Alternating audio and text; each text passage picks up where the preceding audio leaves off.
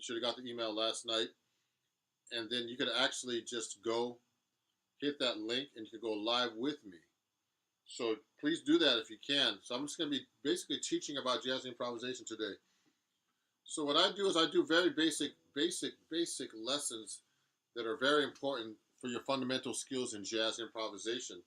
And all these lessons in my Patreon account are all about that. Like this lesson right here is about playing over a blues. Okay? Now, a jazz blues. So in the key of C, you know, the chords in the jazz blues are basically like a C7 chord. Okay, C dominant 7 for 1 bar, 2, 3. These are the chords I play for you. Now this is a jazz blues, so the chords are a little different.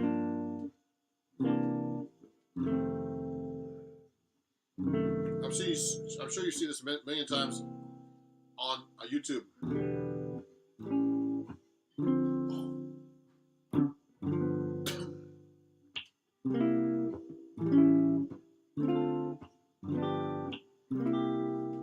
So today, I'm only going to be taking questions and comments from my patrons themselves, because this workshop is usually just my patrons, and once a month, or my students, or special guests I invite that they've won a contest to be able to become to come on my live lesson. So any patrons that got my link by email, you can actually join me now. Hit the StreamYard link, and you'll go live with me, and everybody can watch you on YouTube as well. So today is public, okay?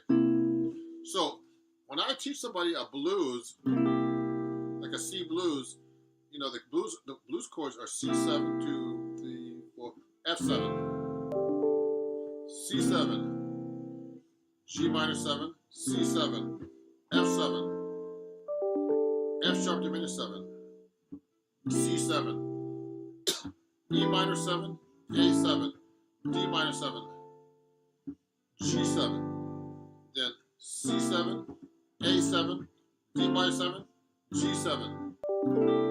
So that's how you actually play a jazz blues. You know, the jazz blues actually is just the history. Back in the old days when the blues started, it's just an evolution of the very, very first blueses that came out. I heard that the first blues was just one chord. I got the blues, yeah. I got the blues all day long. You know, whatever. And then when they get to the F chord, they never changed. I got the blues, yeah. And someone said, man, you gotta throw an F chord in there. I got the blues, yeah. And then, when they get to the 5 chord, I'm just shortening it. I'm just making it shorter. I got the blues.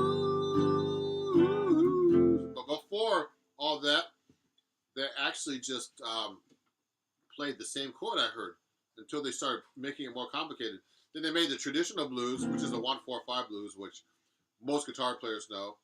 And then some guitar players know the jazz blues, which is 1, 2, 3, 4, 4, 2, 3, 4. 1, 2, 3, 4. 2, 5 of the 4. 4. Sharp 4 diminished 7. 1, 7. Then 2, 5 of the 2. 2, 5 of the 1. Then a 1, 6. Or 5, 7 of the 2. 2 minor. 5, 7, 1. So that's the traditional jazz blues. So when I teach improvisation, I teach you how to play over changes. Now, jazz is all about playing the changes, they call it, okay? So in this workshop today, it's all about learning how to play the changes. And also, this workshop is for my patrons and my students usually, but I have this open for the public today, so you can all watch, okay? So these are the things I teach my patrons and my students, and my private students online. And my patrons get all this sheet music about learning how to do this stuff. Okay, so you just if you're interested in my Patreon, just go here to patreon.com/Ron Jackson Music. It's just like my YouTube channel and all my channels. Okay, so I'm going to be taking questions only from my patrons who are going to be on later and who are watching. if they want to send me a comment. Also, I'm going to have a guest with his son. He's a jazz guitar student. I don't know exactly how old he is, but his son is about 8. He just turned 8. He's a guitar student. He's going to be a great guitar player by the time he turns 18 because he's studying with me right now. He started when he was 7. So you're going to see him. His name is Morrissey, and it's going to be Malachi, his father. So, they're really great people. And also, this is what I use with my students, too. This book is called Chords at Your Fingertips, okay? It's a very popular book. I have sold many copies here on YouTube. And a lot of my students who are my actual students on Patreon have this book, actually. So I'll talk about this book a little bit today. So learning how to do walking bass lines, chord melody, all kinds of stuff, okay? And also, right now you can get this book discounted. You'll see the link on my description here. You can get this book at 20% off because I'm actually doing an Indiegogo for my new album. So you can actually get this book 20% off if you get it right now while it lasts, okay? Right now I have about 20 copies. I'm going to have to reorder some more if I run out here on Indiegogo on my campaign. So go, just hit that over there. And hey, Glenn, okay. Glenn is one of my patrons. Let me show this right now. How you doing, Glenn? If you want to join me, Glenn?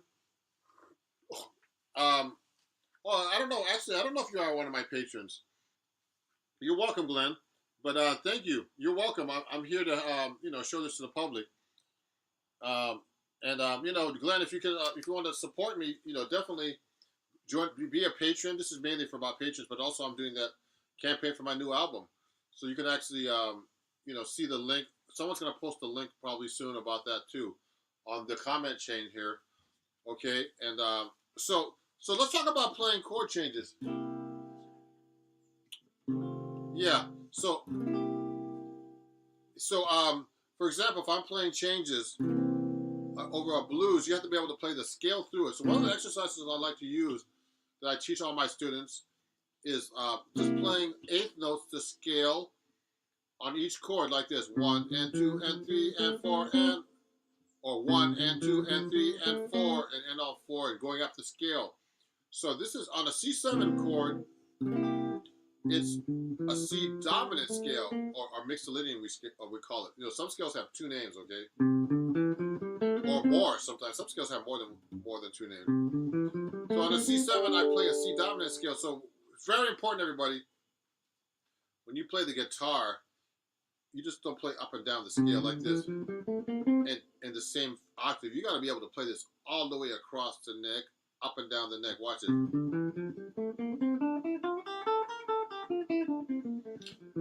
Because you're going to be very limited.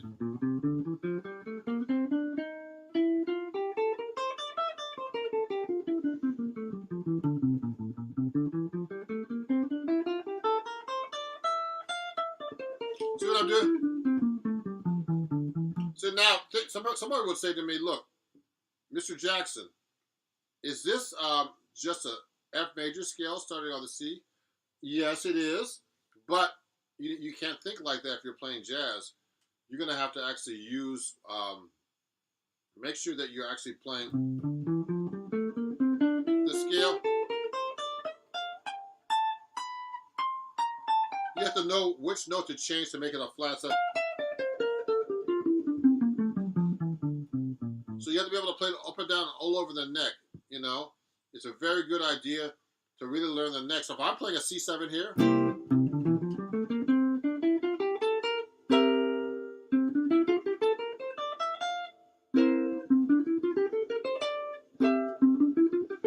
I'm playing all these different C7s.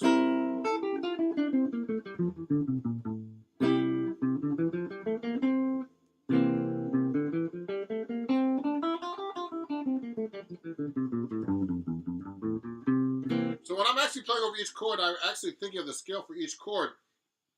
That's what jazz musicians call playing over the changes. So it's very important to learn how to play over the changes and know what scale you're playing. Okay. So I'm only taking comments and questions from my patrons today. I'm doing this open to the public.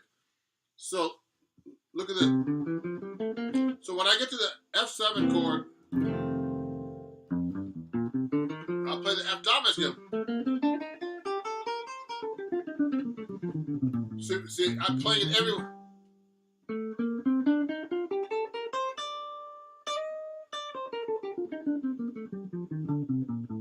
Oh, Tom is one of my. Tom, thank you for joining me. Tom is actually one of my patrons. How are you doing, Tom? Hi. He's watching on his other YouTube account. Just switch so you can see. Just thanks for the invite. Sadly, I don't have a mic or webcam at the moment. We'll enjoy the stream though. Cheers. Okay. Oh, that's too bad, Tom. It would have been great to have you on the live stream. Okay. Now, Tom is actually one of my patrons, and I appreciate you, Tom. For, right now it's been very busy, Tom. If you look very carefully on my Patreon, I'm doing an Indiegogo campaign trying to raise money for my new album. And Tom is one of my longtime patrons, a really great guy, and I really appreciate him. And please, if go to my link in my description here, and you can actually support my Patreon account, where you can actually get this book that a lot of my patrons have and my students, called Chords at Your Fingertips, at a very reduced price. And you can take guitar lessons with me very cheap on my new, on my campaign to help support my new album. Okay, if you just go to the link here, just go to Indiegogo / Ron's new album. So let's keep talking about this. And let me see this right here. Oh, yeah. Okay, cool. Oh, nice, nice. So now let me go.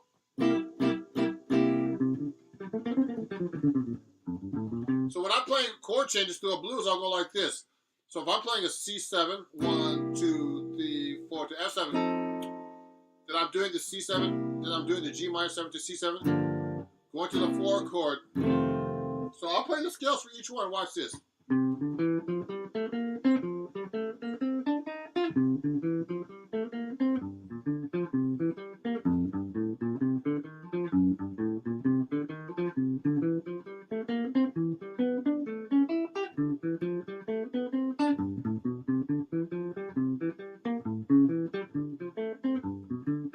Now, what I did was I played through all the chords of an F blues, okay?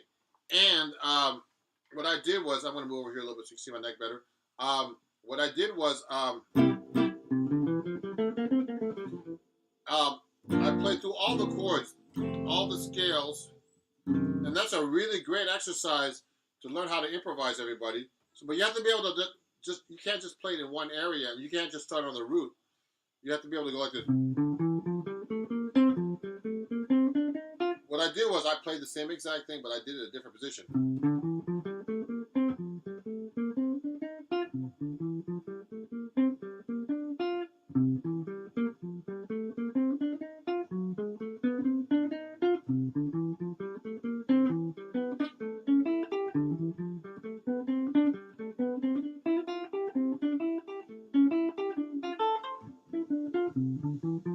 So now I'm going to do it here.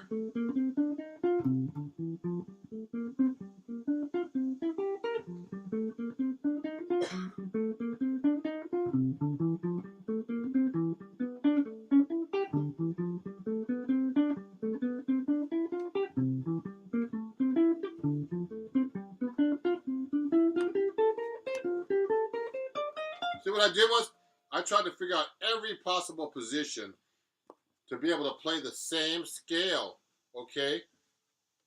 And so, it's a really great exercise to do, to be able to execute when you're trying to play changes, okay?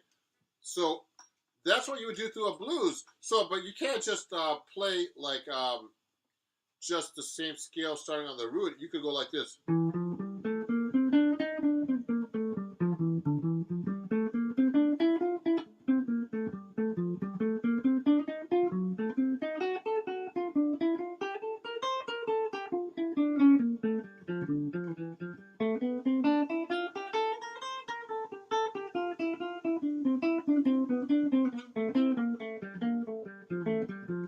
I'm doing is I'm just basically just playing through the scale. Huh? So in a way, watch this. We're gonna clean the camera for a second, everybody. So so it looks better. I don't think it's gonna do anything. So that's actually how you actually play through changes. Now what happened was I was actually playing the scale for each chord in time and in eighth notes. That's how you really play changes, okay? And I'm playing in eighth notes. That's a Barry Harris method I teach, okay? But one thing you have to be able to do for playing changes as well is to be able to play the scale through the chords without getting lost and without actually having to start from the root. So let me try to show you this. It might sound kind of weird on my. I'm going to try to play through my computer, but if I play through a blues in C or F or any key, I should be able to play. I'll show you. I'm going to show you right now. Let's say I play now. So if I play a blues in F, like a Charlie Parker one,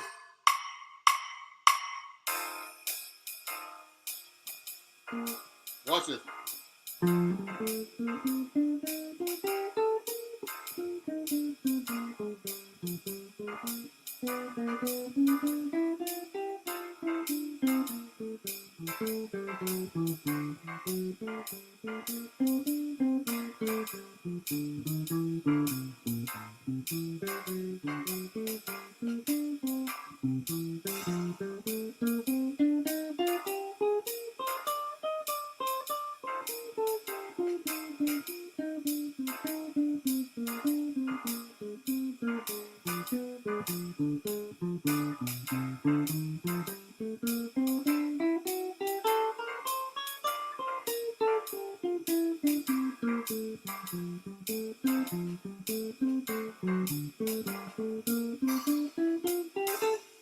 See what I did, everybody?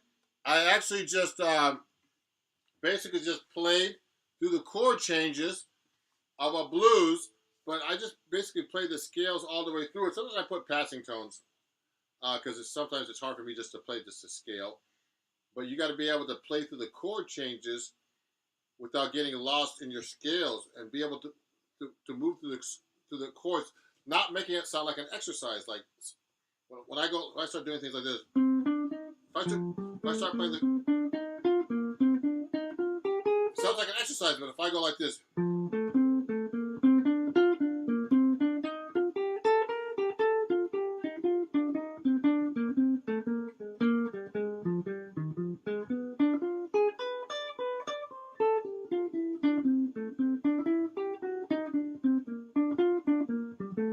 if I start doing that through the chord changes, it starts to sound like music, even though I'm just playing scales. It's not exactly jazz yet. So your goal is to be able to play through the chord changes of a blues or anything just like that, using, just not just playing really basic stuff, being able to use your knowledge and just not starting on the root all the time. A lot of guitar players, when I start teaching them jazz, they can only start from like the low note because they don't know the notes on, the higher strings or higher up in the neck. So they'll tend to play. They'll tend to go like this. They'll do an arpeggio like this. I mean, the thing is, when you play in that register, everybody, what happens is you're playing in the bass register, basically. That's what the bass player is playing. It's too low. And the guitar is a low-pitched instrument. It sounds an octave lower than the piano if they're playing the same note written on the staff. Okay? So you got to play higher. Like, you got to go. You never see, like real, like you never see, like the master guitar players, like George Benson. They never play down here that low. They play up here.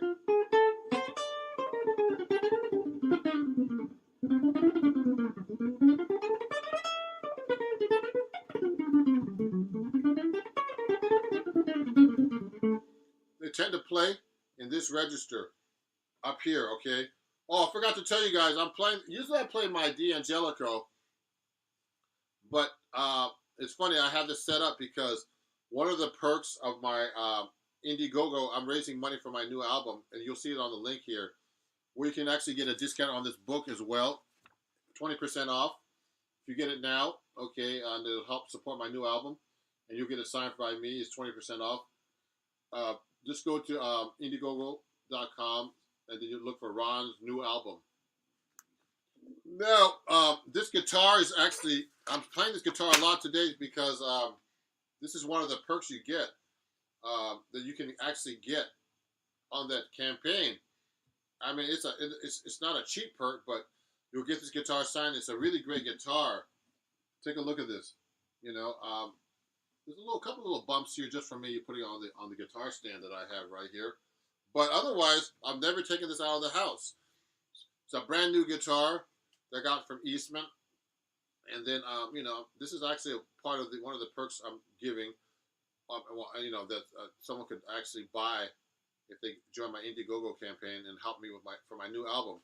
Okay, so this is a Patreon only lesson. I'm not taking any questions or anything other than my patrons who are here. And one first patron that's watching right now is Glenn Michael Thompson. No, sorry, not Glenn Michael Thompson. I'm sorry, Glenn. I keep thinking you're a patron. It's Tom Rogers. Sorry, Tom. Now, Tom said he's watching from his other YouTube channel, switched so he could see.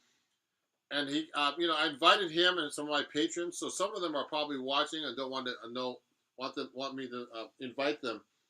But I'm going to have a student of mine too that's coming up in about 5 minutes, and he's going to be actually, you know, joining me to play show me some jazz guitar that I'm showing him. He's going to be live in the studio here. It's going to be like a little studio. And his son, who's 8. Watch out, guys.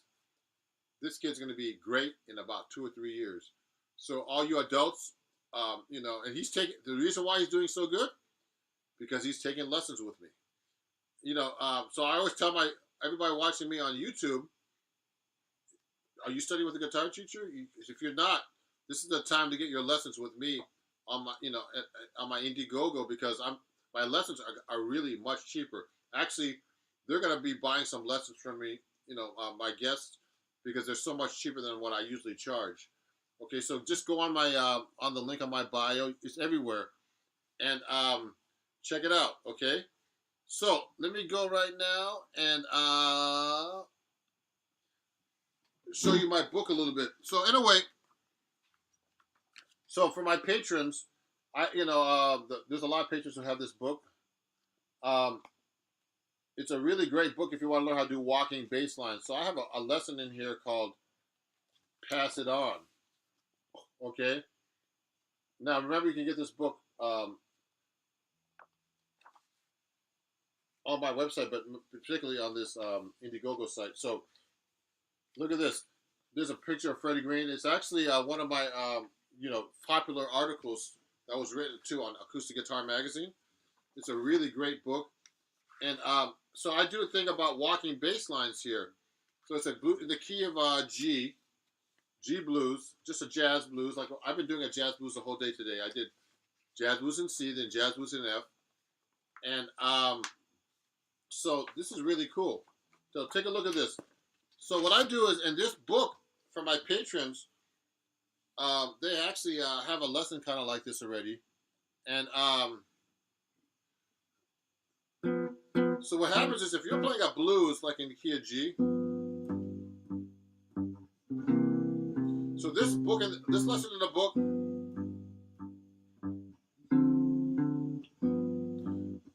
basically is this progression. It's just a 3-note voicing like this: a G, the root of the chord, and you put the 3rd and the 7th on top, which is F and B flat. Now I'm playing. You can play the 3rd here, the B. Sorry, and a B natural. Sorry. Looks like that. Okay. So if you want to do walking bass lines, you got to know how to first play the bass line. The easiest bass line. This book starts up just like this. It's just quarter notes on the roots.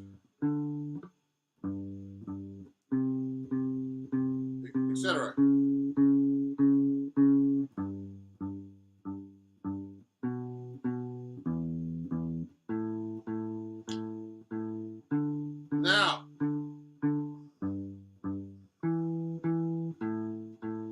so those are the bass lines for a blues in the key of G. Now you put these two notes on top. Okay?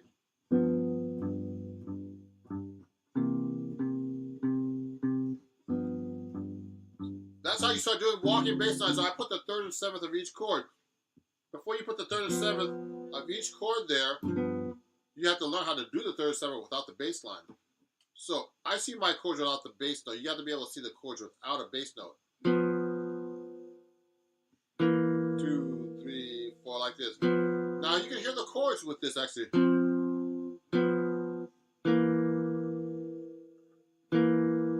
See that?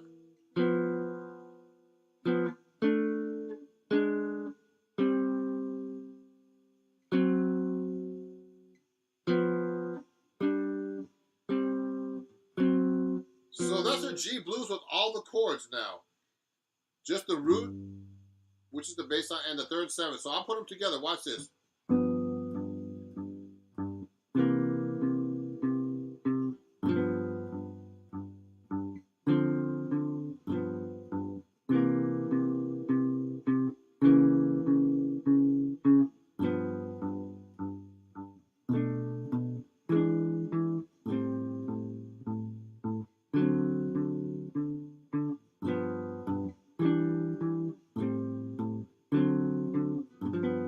So that's actually how you do a walking bass line with chords in a blues, a jazz blues in the key of G. Now the thing is, that's just roots.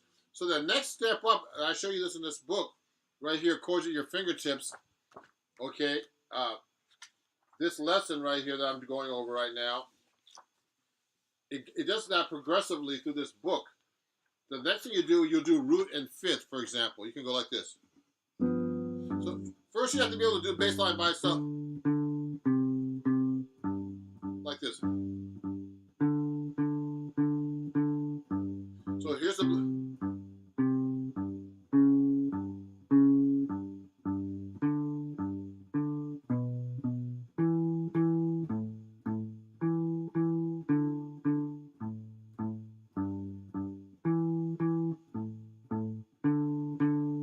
Like that, you see that?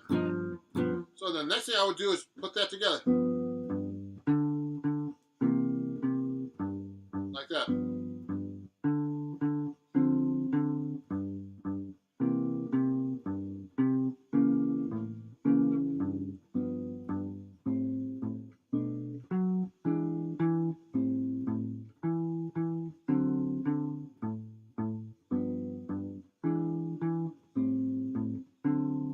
See what I did just now? The thing now is to put a bass line together while you're playing those notes. Now, you can't hold, it's really hard to actually hold those notes. Let me show you this before we keep going. Biker Chick put up, you can get lessons at a deep discount right now if you go to the link in my bio in YouTube, because I'm actually having a sale on my lessons through my Indiegogo for my new album. I have a new album that's coming out, and actually we're going to be recording it on November 3rd and mixing it the following week. And it's going to be a follow-up to my last album called Standards in My and Other Songs. It's going to be called Standards in My Songs. And so you can actually pick up the book, and you can also be like, you can actually come to the studio if you're in New York and see us record or mix. And you could be an art director to help design this. You could be a producer, a producer, and name a song. Those are some of the perks you can get, other than getting this book at a deep discount. So go there right now and check it out. Okay, let me hide this. So let's do this with a walking bass line. I don't know where my student's coming, but he's going to be coming soon to be on the broadcast with me. So watch this. Now I'm going to do the walking bass line with the chords together, but you can't hold the chords the whole time because at first it would sound weird. Like I was going like this. It sounds weird to hold the chord the whole time, so I'm going to be holding it somewhat and then playing a bass line. Watch this.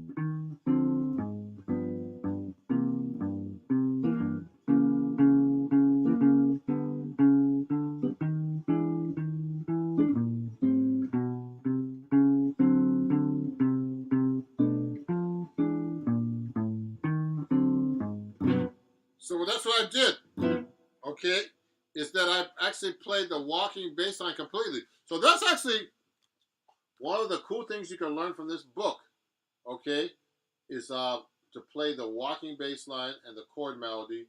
And also we get into chord melody here. One of the very last lesson, which is the ultimate lesson in the book, is my lesson.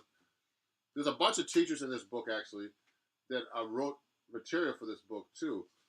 Adam Levy, Sean McGowan, Jane Miller, and Jeffrey Pepper Rogers. Jeffrey Pepper Rogers was one of the editors of the magazine a long time ago when it started. Acoustic Guitar Magazine, who I write for actually. So I'm one of the writers. I'm actually writing an article for them right now, and I'm gonna have to work on it later on tonight. Okay. So look at this. One of the songs I do is like we do Billy Boy, and I actually do like a chord melody thing with it.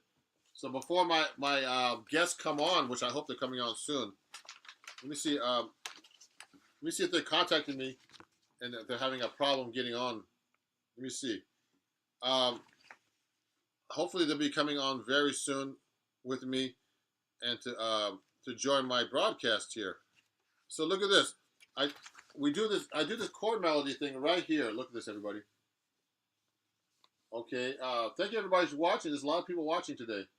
I know it's a Saturday, it's September 11th, and I'm sorry for what happened. I was actually here during September 11th, and I didn't know anybody who passed away there, but it really affected everybody here in New York City when that happened. I saw the buildings, the towers actually. I could smell the towers in Brooklyn where I was at actually. Living at the time in Brooklyn, I could see all the fires and everything from over there. So let me do something. I'm gonna fix the light a little bit better. So watch this.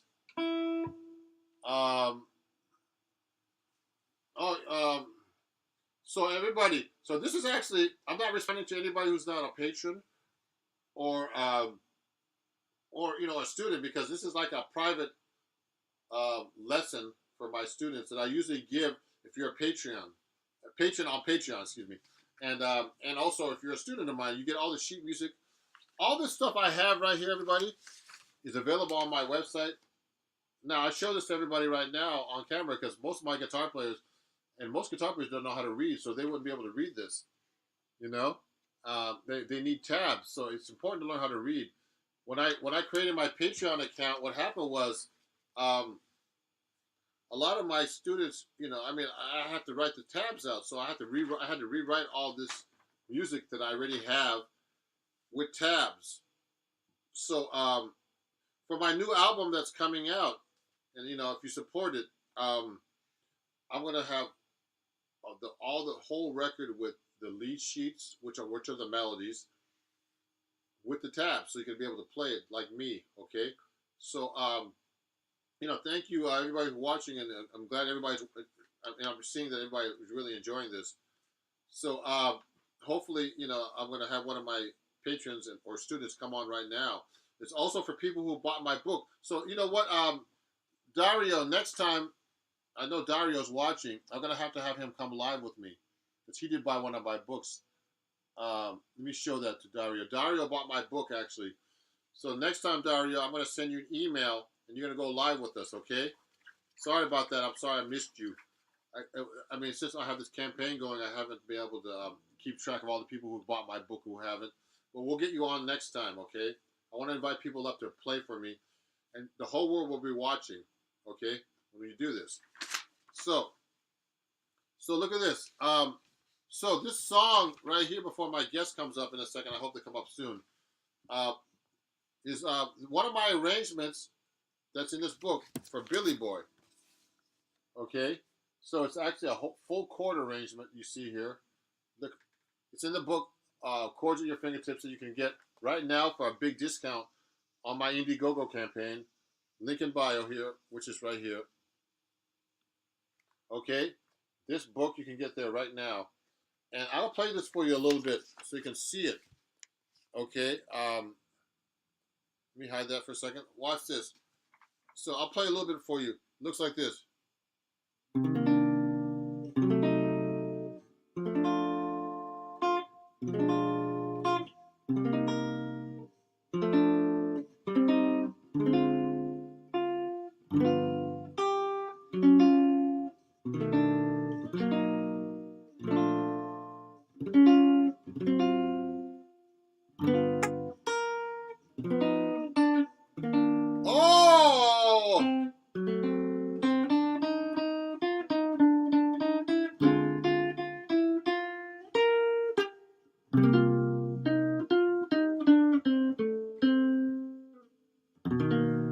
my guests are here, everybody. Let's bring them up. Let me bring them up. Hey! Okay. I can't see you. You're cut off now. So these are my guests. So welcome everybody. These are my two students from California. First, Malachi and Morrissey. So Malachi is actually my jazz guitar student, and his son is Morrissey. Malachi, how old are you? I'm 40. Oh, wow. And his son is 7. 8. Yeah. So, before we keep going, Dario, check your email. I'm going to invite you up if you want to be on this live stream too. There's instructions because Dario actually bought my book. So this live stream is actually exclusive to my students and my patrons. And so Morrissey just been studying with me for about a month. No. So Morrissey already knows how to play a song from his book. Let's have him play something. Now, Morrissey's a beginner student, but by the time he's about 13 to 14, he's going to be a monster. Ah! He's going to be scaring everybody on YouTube. Now, this is important, everybody. Morrissey wants to study with the real teachers, so it's very important to see Morrissey in action. So, want to play Twinkle, Twinkle, Little Star? Okay. Go ahead.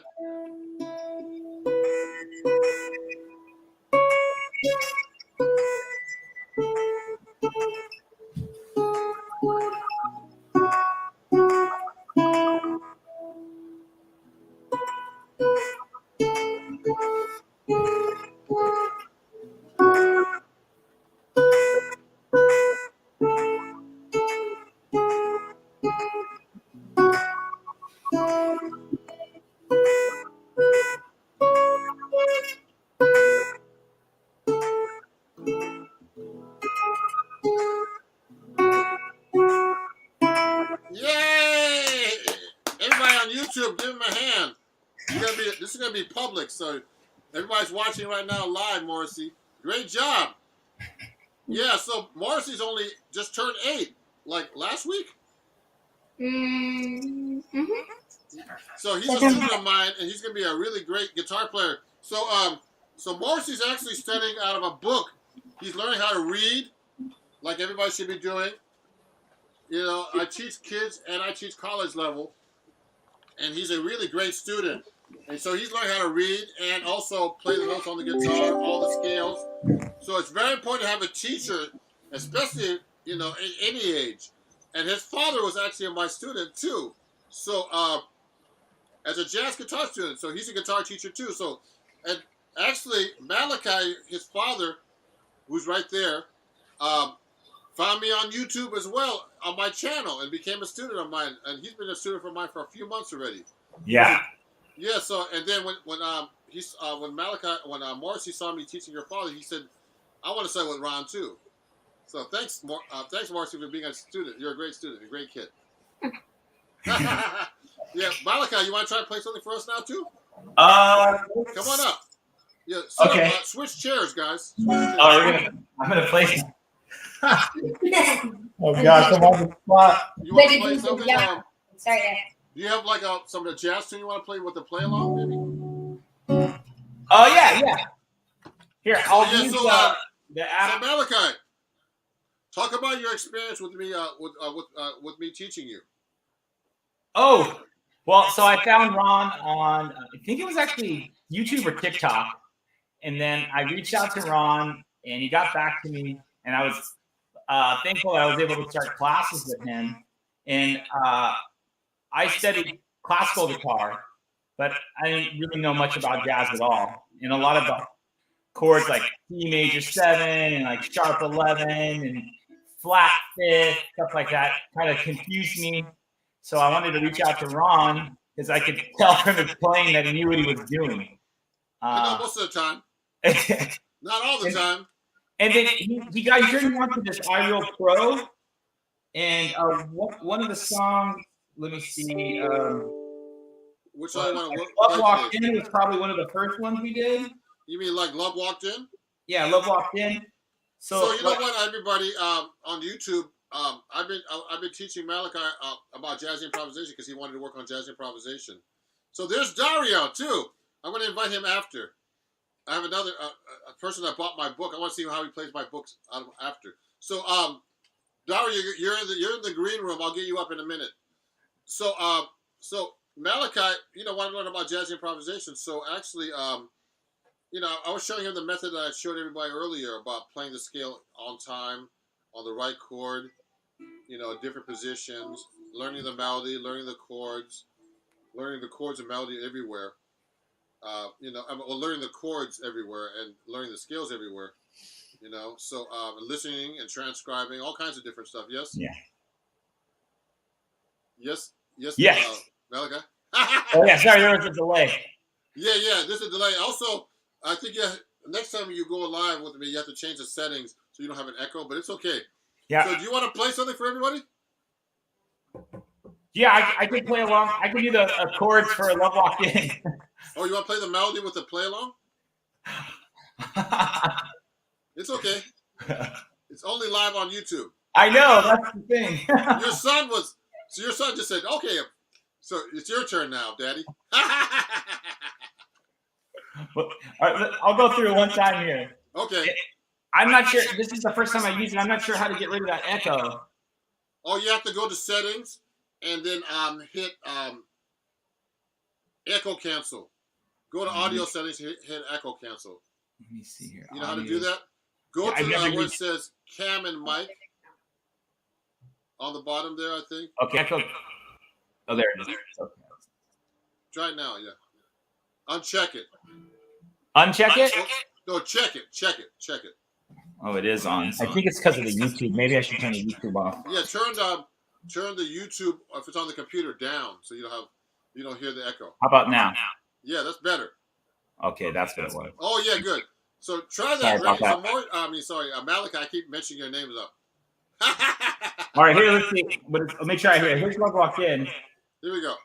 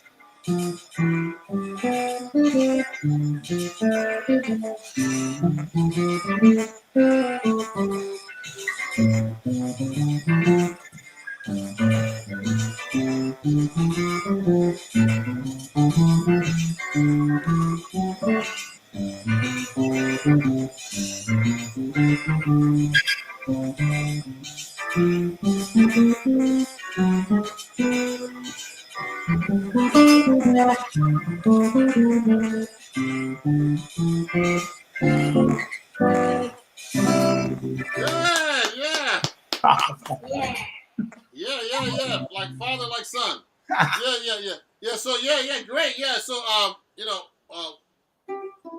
when you started studying with me, you wanted to get Malachi. You wanted to get more into jazz because you never did that before, did you? No, never. So what happens is when you study classical guitar, everybody, they lock you into like certain scales and fingerings. Where in jazz, you have to really know your scales all over the neck. Like when I started playing classical, the C major scale was like this. Everybody, watch this.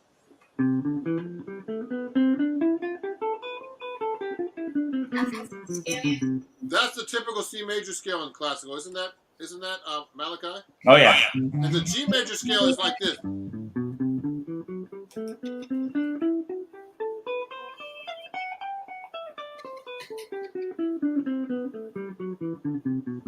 I think it's a great exercise for switching position. Because if you want to play fast, you gotta go.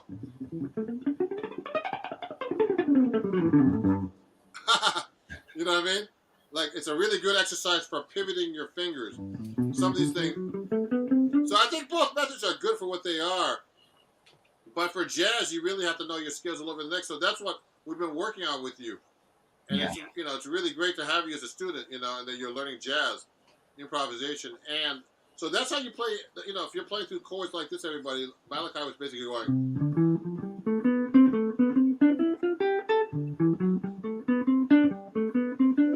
Just play through those chords of Love Walked In, like as a scale exercise, but the goal eventually is to be able to not only play the scale, but to actually improvise.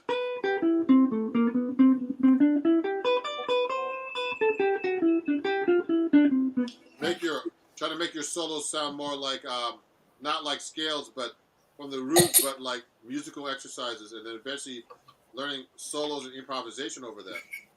You know? So, yeah, you know, this is great, guys. So, you know, thanks for coming on the show. All right, thanks for having us, Ron. You know, and Malachi actually has this book. You've been working on this book? Oh yeah, we got that one right. Jackson. Yeah, so just so you know, everybody, I'm doing an Indiegogo campaign, and actually Malachi is one of my big contributors. And he owns this book, and he's going to pick up some lessons for his son at a discount right on my at my Indiegogo. So everybody, if you want to get lessons with me, now's the time. We got an autograph by Ron Jackson. Oh yes, thanks. Oh yeah, that's me. yeah. So you can get a book right now on YouTube. You know, just go to the link in my description, and it's at a discount. You know, and also he's going to be picking up a bunch of lessons from Morrissey and himself at a really even cheaper price than I'm charging him now. Yeah, great price. Yeah, so thanks for coming on the show, and you know, and also Malachi, you have your own YouTube channel too, don't you know that? Oh yeah, Mr. M's Music. What's it called? You can also find me at MalachiHernandezMusic.com. Yeah, so MalachiHernandezMusic.com. What's your Instagram? What's your YouTube again? Mr. M's Music. Mr. N. Oh, that's your company? Well, Malachi Hernandez Music, but my YouTube, you can find me at Mr. M. Or if you just put in my name, Malachi Hernandez, you can find me. Yeah, so Malachi does lessons too, so I want to help him out with that too. Thanks, Ron. Yeah, so thanks for coming on the show, guys. You guys are stars now on YouTube. All right, have a good one. Thanks, Ron. Marcy went up there and said, I'm not scared. Okay, see you guys. See ya. Bye-bye. Okay, so everybody, thanks for those them coming on. Where's Dario? Dario, you gonna come on? Because I'm gonna be going off soon. Because I'm getting tired. I need to eat lunch. Dario? There he is. I think Dario is coming on soon. So anyway, so this is what I do on Patreon every month, everybody. I have guests coming on now. We play together. I can hear them in person. So this is something everybody should be able to do now on YouTube. Oh, you know, if you want to become a Patreon or take a lesson with me, you can actually learn all these cool things. Go live with me, like I just did. Invite people up to play. You know, I have students of all ages. So let me add Dario to the stream right now. Dario, how's it going? Hey, good man. So where are you located? I'm in Grand Prairie, Texas. Oh, you know it's really funny. What? I had a patron from that area recently. Really? Yeah. He was a patron, and he took a couple of guitar lessons from me. Yeah. So you want to play a song for us real quick? I can't see your guitar though. You gotta show your guitar. Yeah. You gotta move back. You gotta move back. Actually, move back like that way. Yeah, because that's. Cause I'm like about 4 feet away from the camera. Yep. I'm a pro at this. I get you. Yeah, great. play us something real quick.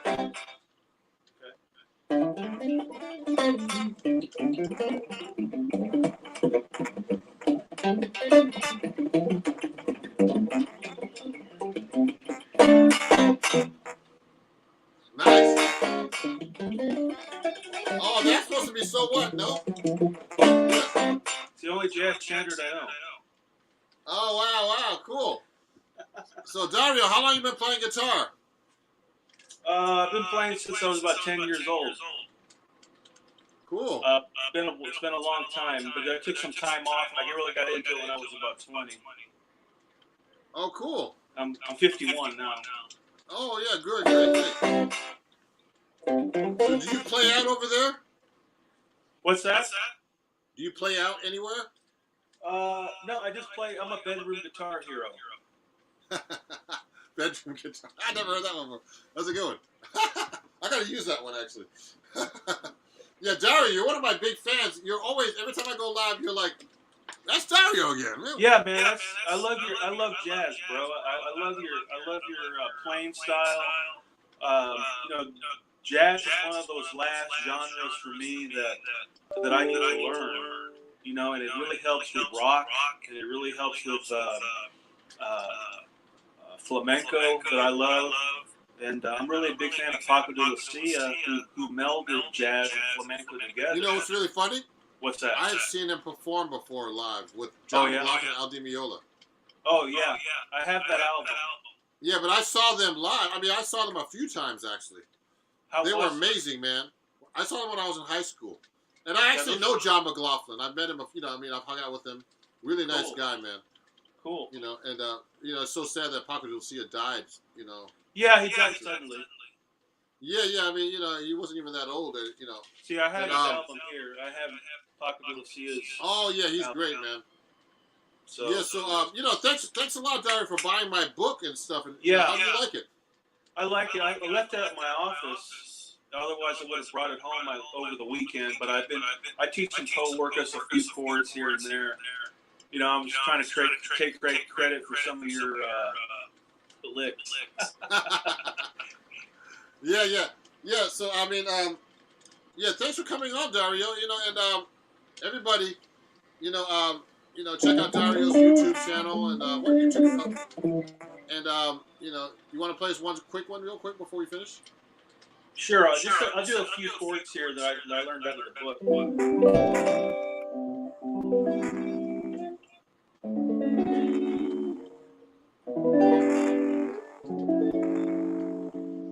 Good. Here's one of my favorites. Oh, that's a nice chord. Yeah. There's a lot of chords. This book has a lot of chords in it. I mean, I love it. To learn. There's a ton, but it's all about chords. So it's not only from me, from a lot of great guitar teachers. So everybody, you can pick up that book right now on my Patreon. On my Indiegogo campaign that's happening right now at a discount. Okay. And hopefully one day, Dario, you can take some lessons with me. I'm gonna take lessons from. That's the plan. Yeah, right now I'm telling you, I'm having a sale right now on my Indiegogo. It's actually like about 40% off my lessons. So go check it out. Sounds good, bro. Yeah. So thanks for coming on the show, everybody, and I'll see you soon. Okay. Okay, my man. Okay. Thanks, Dario. Okay, buddy. Have a good day. So that was Dario, one of my students. Not one of my students, but one of the people that follow me here on YouTube. And he bought my book. I really appreciate him. And he got my book. I think he got it actually on a sale price too. But right now I'm having a sale. Go to my Indiegogo. Right now, I think here it is. I'll show you. It's right here. I'm offering lessons, all kinds of stuff there. Deep discount. My new album that's coming out. And this was actually a public showing for my private students, people who bought my book and my patrons. This is public. I put this public so you can see how I teach people online, and and I encourage them to play. So please follow me if you don't. Share my page. Support my new album on Indiegogo, which is on the link here, and and join my Patreon if you'd like at patreon.com/RonJacksonMusic. It was fun going live for you guys and doing this live stream for my for everybody. So we'll keep in touch, and thanks again, everybody. Have a great day, and I'll see you guys very soon. Okay? It's Ron Jackson. Follow me everywhere at Ron Jackson Music as well. Share my page to everybody. So it's really fun, and it's really hard to go live and talk and play and all kinds of stuff. So I give myself a lot of credit for that too. I'm just kidding. So have a great day, everybody, and thanks for watching. And I'll see you guys soon on everywhere. Okay, have a great day. Bye bye.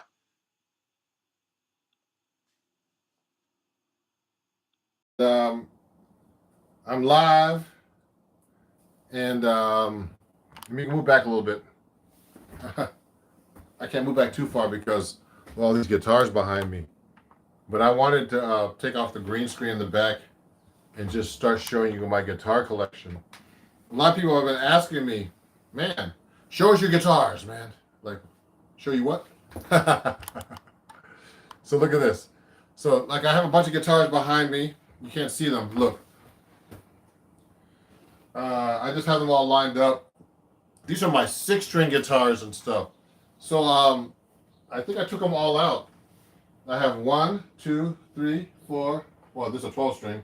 5, 6, 7, 8, 9, 10. Well, so there's 10 instruments, but I need to let you know what the models are, because I don't know the names of the models, but I'll tell you in a second. Let me grab one thing. Don't leave.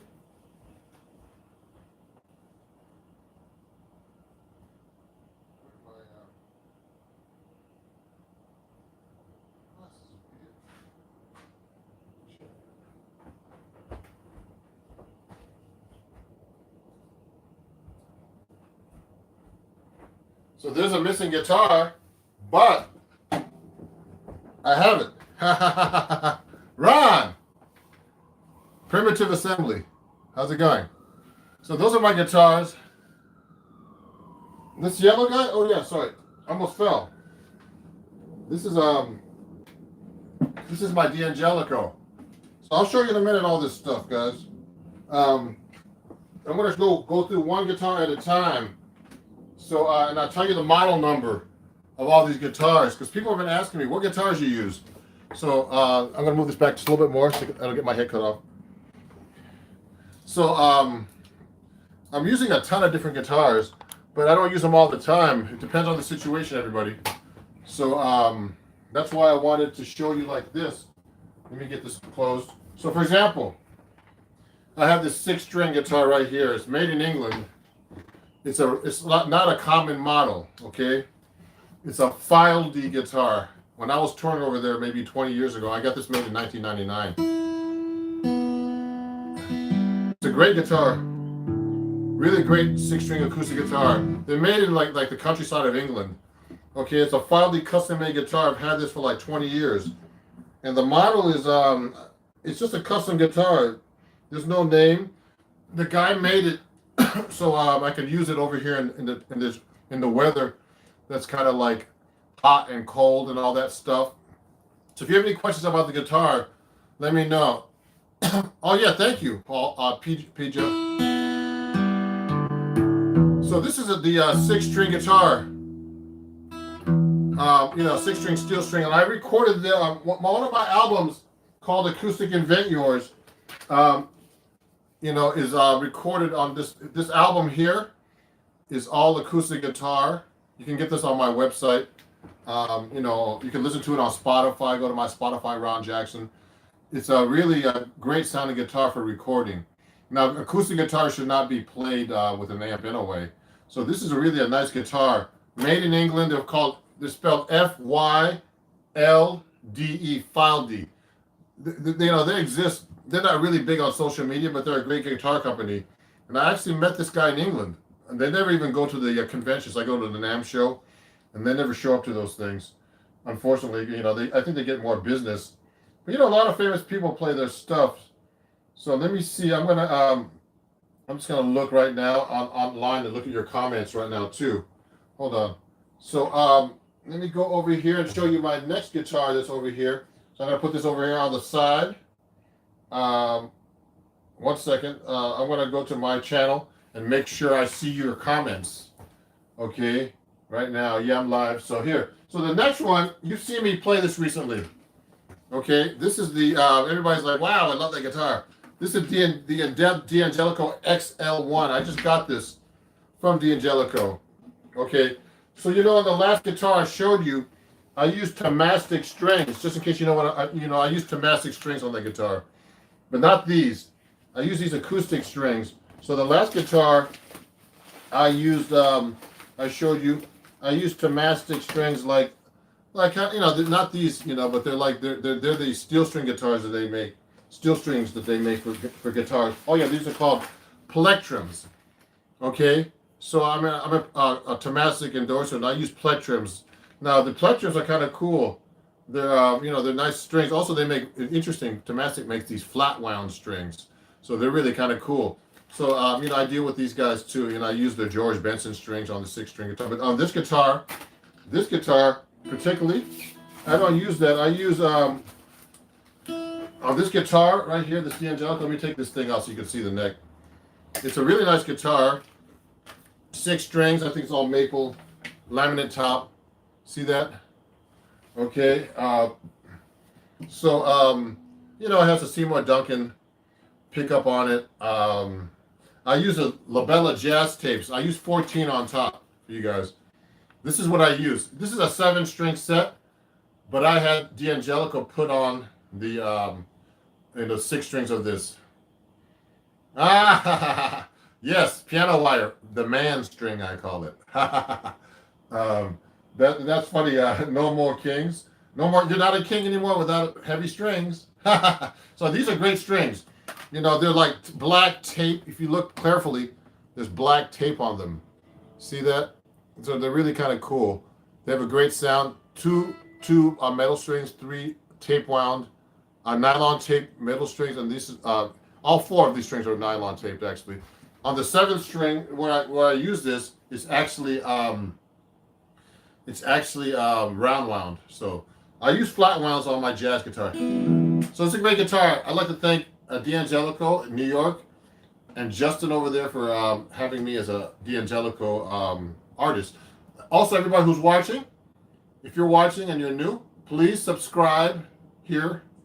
I have some cool content. You know, I try to answer my fans' questions when I have time. I'm so busy with social media and gigs now, so it's getting a little crazy. But you know, please subscribe to all my channels, TikTok, Instagram, everywhere. I'm everywhere. Ron Jackson Music. Okay, and you know, these requests were actually the requests to see my guitars were from people from YouTube and TikTok and even Instagram.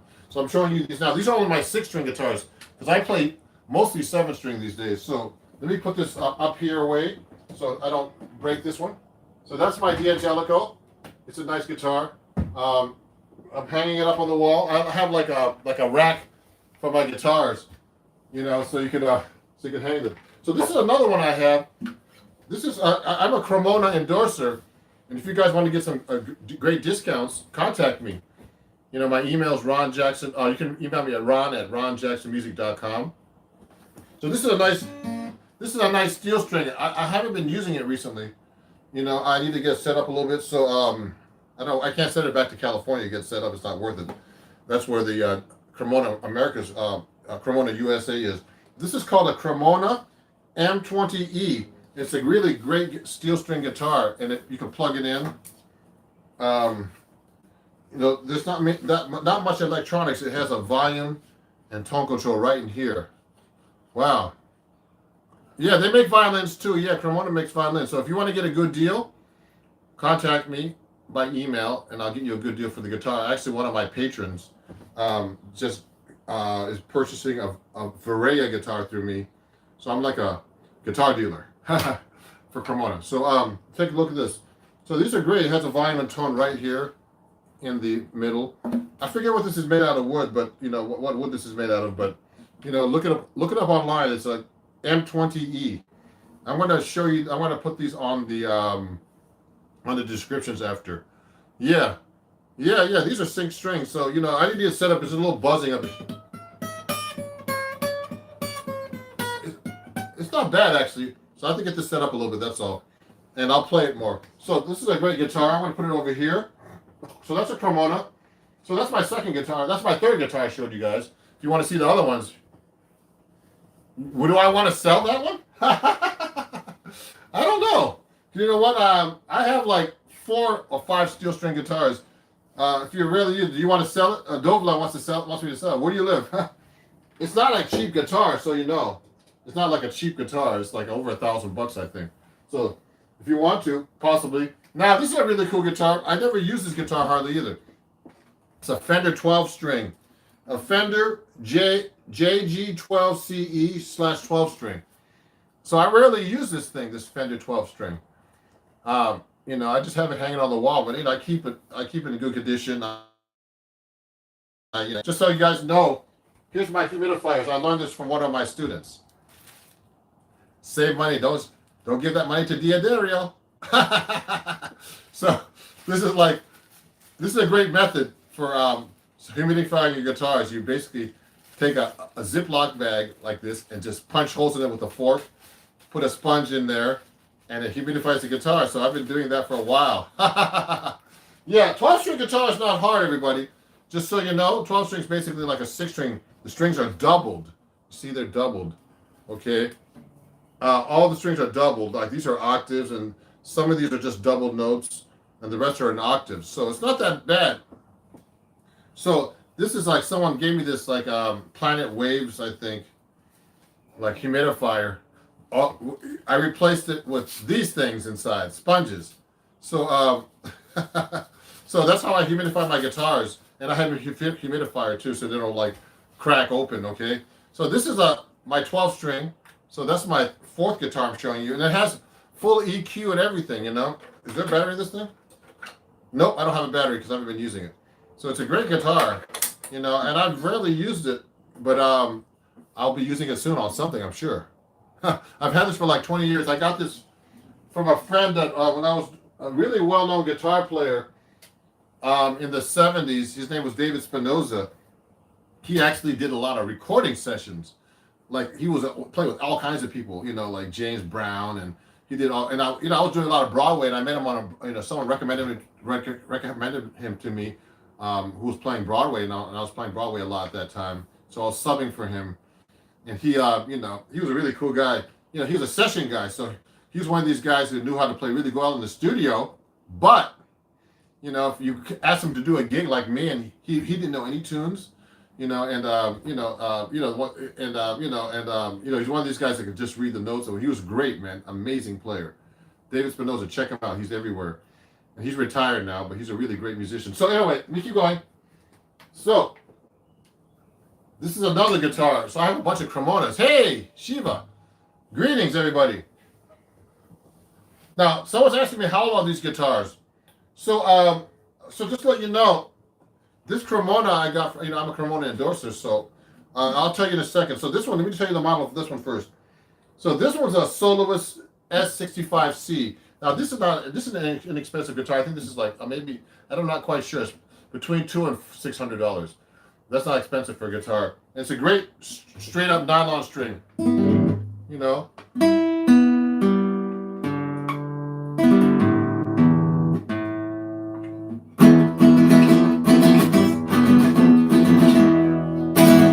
Nice guitar.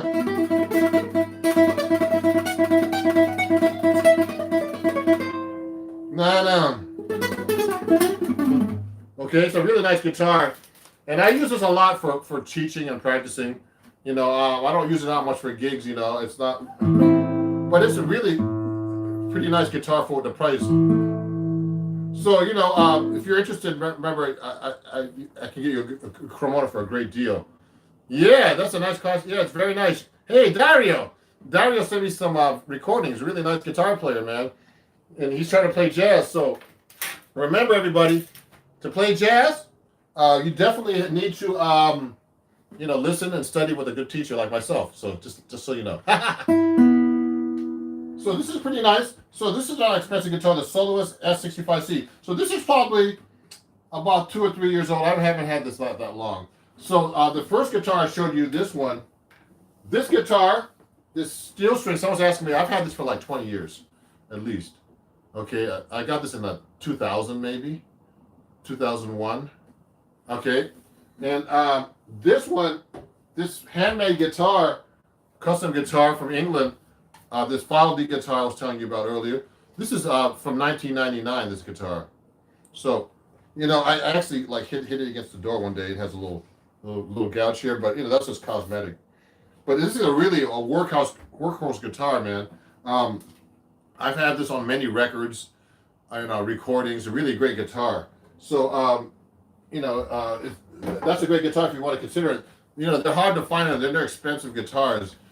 They're from England, so really, really nice guitars. So here's another guitar I've had for years, and this is called this is an Aria guitar. Okay, it's an Aria concert guitar AC80. I got this from Aria in 1997 or something. I was an Aria endorser, so they gave me this guitar. It's a really nice nylon. Now I'm trying to think about selling this guitar if anybody's interested. The thing is, this has this chronic problem here of there's this like little tiny crack here, but it's superficial. I've always been trying to get it fixed, like a Guitar Center everywhere.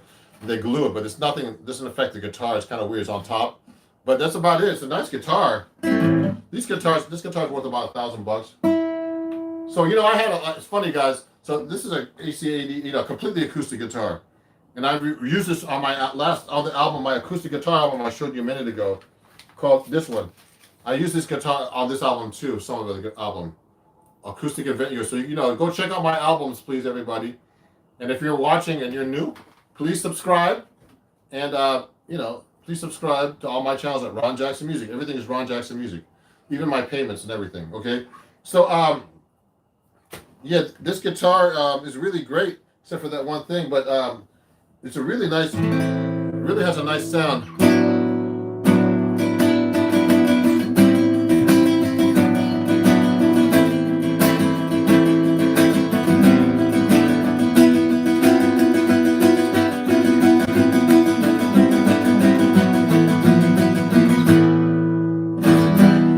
So it's pretty nice. So that's my Aria guitar. So let me keep going through my collection here. It's getting, I'm getting almost to the end, but not quite. So look, this is the one everybody keeps asking me about. Okay, it's my Eastman. Okay, look at this. So this is called the Eastman T49D/V Amber guitar. Okay. It's a really nice guitar. I just got this actually. This is brand new. I've had this since last year. Since the pandemic, because I have a bunch. I have like 2 archtop guitars that are 7-string, but I didn't have like a guitar that was like this in a 6-string. So I teach a lot, online. I do a lot of videos online. A lot of people don't play 7-string, so I had to get this guitar. It's a really, really nice guitar, and it plays great. But I haven't been using it recently because I promised D'Angelico, the guitar you I have up there, to show the guitars on video all the time now instead. Okay, so it's a really good guitar. I think this lists for like $2,000 or something. So this is a great guitar, and I've done a lot of videos on this that you've seen on my YouTube shorts and some of my lessons. Okay, so it's a great guitar. It has I think these are Seymour Duncan pickups. Volume, tone, 2 humbuckers, really nice guitar. So, let me check out some of these questions. So, send it to Ron Fernandez in California. But, hey, I live in New York. I can't send it to Ron Fernandez. It'll cost me more money. No, but it's not bad. This crack on this guitar, someone's asking me about a question here from Dario, is that I've had it to repair shop a couple of times and paid money, and they still can't fix this thing, so it's okay. It sounds like you care for these guitars. For these guitars are still in good condition and looks new. Thank you, Udian. Yeah, they're in good condition. I mean, I don't mess up my guitars. I have to play them for gigs, so just so you know. So yeah, these guitars are great. So this is my Eastman. So all this I'm going to list after, and you can go to my Amazon store, and if you want to pick one up, let me know. I'll send you the links on my Amazon store after this. And just so you guys know, who's ever watching, this is a new announcement. I'm doing a workshop, a jazz workshop, coming up on July 18th at 2 p.m. Eastern Standard Time, Sunday. Come by and see my, come by and attend my workshop. I had this was on Lively, which is a site owned by a lot of great jam band musicians and all kinds of stuff. So I had the most successful workshop this past April for them. So I'm doing a follow-up, on demand, follow-up. So if you want to, learn some jazz, go to lively.com, lively.com, and sign up for my jazz improv workshop. You'll learn some cool jazz techniques. Okay? So that's on July 18th. So let me see. Oh. You should do an online live with Justin Sheetley's show. Sure. I love him. Yeah. Yeah, Dario, it's expensive postage. So let me show you my next guitar.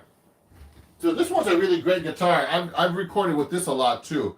This is another Aria guitar I got from Aria. I knew the owner of Aria Guitars. He was a Japanese guy named Shiro Arai. He passed away, I think. But he was a great guy, and I've been an endorser for them for years. So he gave me this guitar too. It's a really nice classical guitar. It's an AC80CE electric. So it's like the same model that we just saw with the cutaway. This has a cutaway. And it has electronics, Fishman electronics on there. You see that? So it's nice, And I use this one sometimes for recording. I still have a battery in it. So it's a really nice guitar.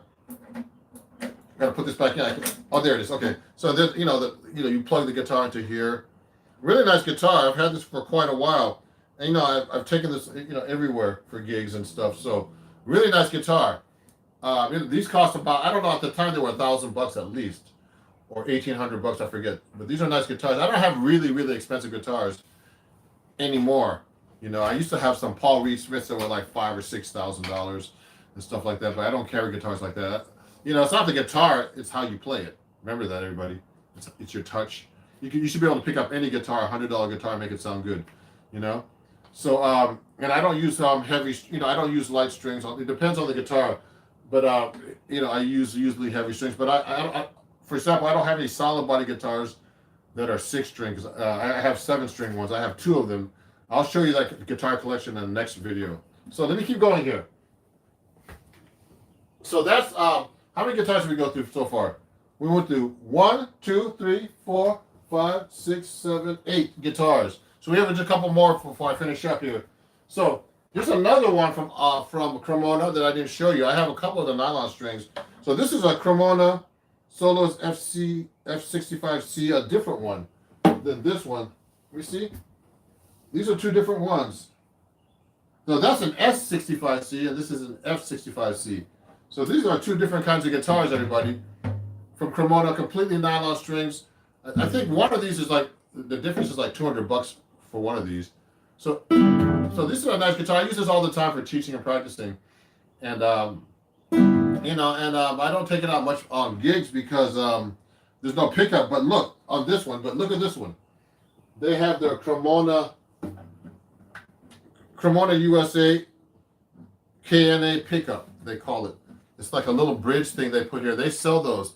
So if you guys want to get a Cremona guitar, please email me at ron@ronjacksonmusic.com, and I can get you a great deal on these guitars, better than the Guitar Center and all those stores. So this is a really great guitar for the price, and it's a nice nylon string guitar. Okay, with no cutaway. Yeah. And I've been to Bulgaria to their factory. I gotta actually post some of those photos again. Yeah, business is booming. I guess. You know what? That's a great comment. Someone says business is booming. I just have all these guitars because I collect them. People give me guitars. I buy some guitars, and I end up having all these guitars. It's like, man, I don't have room for all these guitars actually. But one of these guitars I do want to get rid of if someone is interested. Now, my last instrument, guess what? Is this a Guitar Joe? So it's a guitar. It's a banjo made by Dean. I forget this. I don't know the model, but it's basically a banjo tuned like a guitar. So sometimes sometimes I get gigs, you know, and I'm like,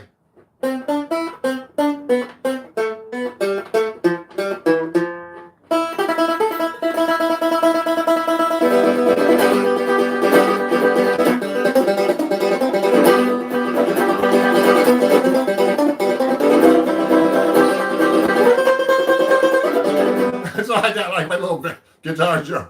So it's like it's a 6-string guitar tuned up like a banjo. It's from Dean. So it's a really nice guitar Joe, I call it. They call me Sloppy Joe on guitar. So yeah, it's a really so this actually is funny. I was on a gig and the whole cover broke off. This came out of this thing here, you know. But I fixed it myself. You know, the repairman told me just try to fix it yourself, and I did. I was able to glue it back together.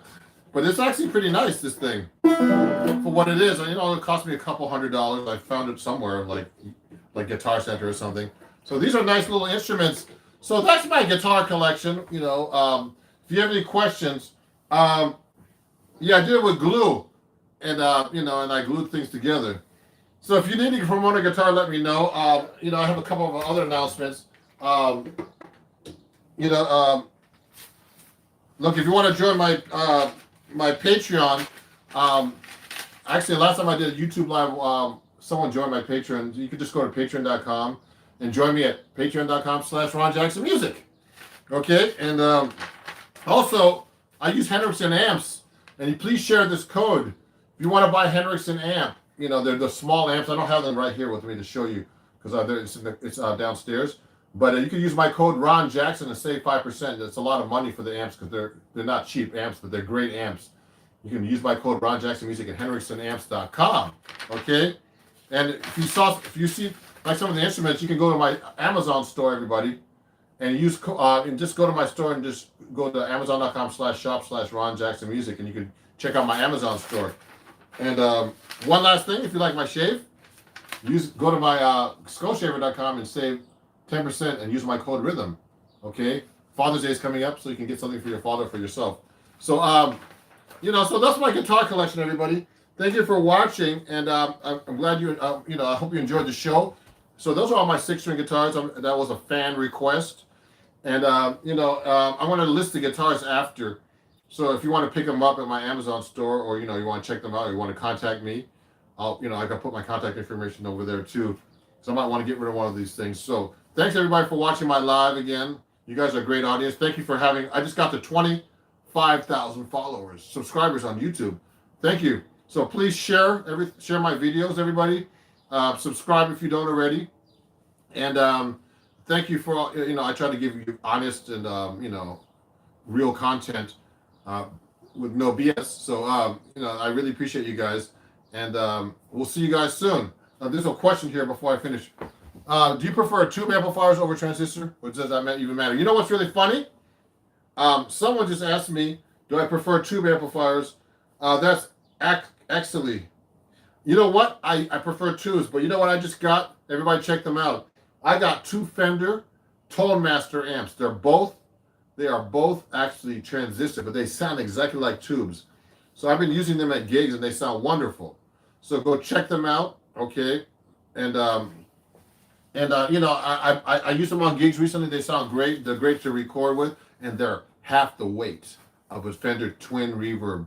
So I got one like a Princeton type one, and I got a Twin Reverb one.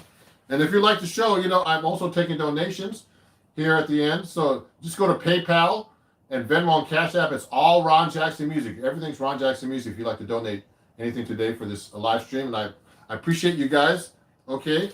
And follow me everywhere and donate everywhere at Ron Jackson Music. And I'll see you guys soon. And thanks a lot. It was really fun. And I got to show you my guitar collection. Have a great day. Okay, bye-bye.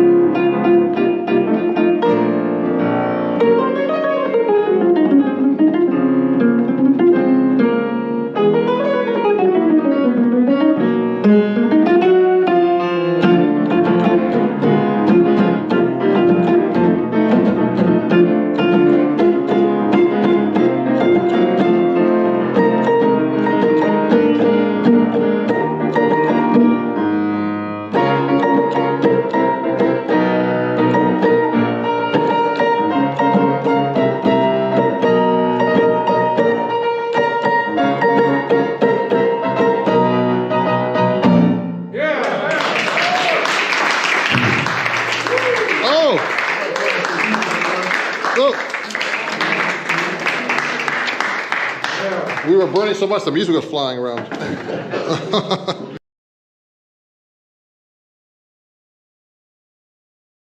Thank you everybody for watching my video, and if you enjoyed it, please subscribe and also turn on notifications.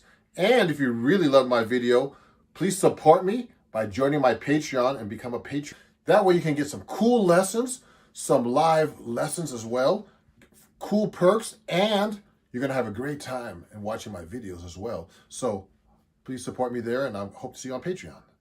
When musicians play rock or metal music, they usually play one scale over the whole chord progression. That's called modal playing. But in jazz, we play over each chord, which is called playing changes. So in a song like Stairway to Heaven,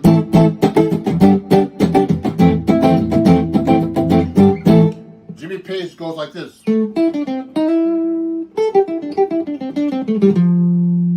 But in jazz, I'll play.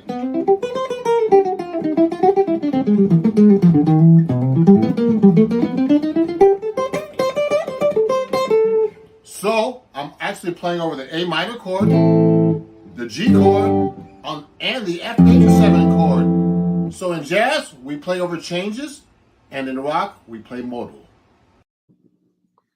Hey everybody, it's Ron Jackson, and oh, I see people watching already. Just so you know, I got a new guitar. Send me a chat if you have any questions, my Patreon friends. And right now, we're going to talk about rhythm and using a metronome particularly. Oh, hey, Michelle. How are you watching?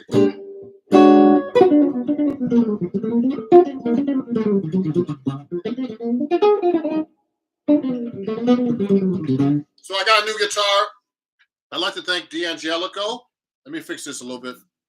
I don't know. I got to move this closer to make sure I look like I'm a seamless background. I got to work on this actually, everybody. But I put a background behind me, but it doesn't look seamless. So let me move this over a little bit this way. And so let's get started here. I just got this D'Angelico. It's called the XL1 model with the cutaway throwback. It's a great guitar. Just I need to get set up. It's the first time I'm actually playing it on anything. So if you have any questions so far, everybody on Patreon or my friends who are watching, please let me know. Also, I have an announcement to make. So next Sunday, I'm actually doing a jazz improvisation workshop for Lively. I'm going to put it on the chat here in a minute. And so, a bunch of my students are attending already. And if you'd like to join me, that would be great. And today we'll just work on rhythm, but particularly practicing with the metronome. So so everybody should have their metronome out and get ready if you're watching this. And so I use an app called Tempo. It's really a great app. And let me show you this. So look at this app. It's called Tempo. I got it on iPhone. You have to pay for it on iPhone. I think on Android you can still get it for free. And it's a really great app. You should practice with a metronome. Rhythm is the most important thing. Okay, that's the thing I need to work on the most all the time. When I first started studying, they talked about rhythm, but I didn't take it seriously like I should have. For years. I started really taking it even more seriously recently. You have to learn how to count. You have to know where your beats are. You have to look at notation and be able to read the notation, to be able to subdivide. Okay. So you have to be able to subdivide every note into different. There's different ways to subdivide notes. You could divide them into, when you hit a beat like this. Let me put a beat on. So this is a 4/4 90. I'm going to slow it down a little bit. So for example, I'm playing 4/4 90. 1, 2, 3, 4, 1. So when I'm counting that tempo, I'm actually, I can think of it so many different ways. So I can think of it just quarter notes and just trying to make sure I play along with those quarter notes. So I can go, and I can just go, I could just go like this.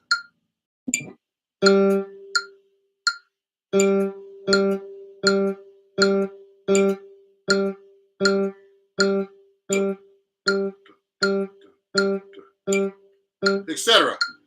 So I'm actually playing with that click.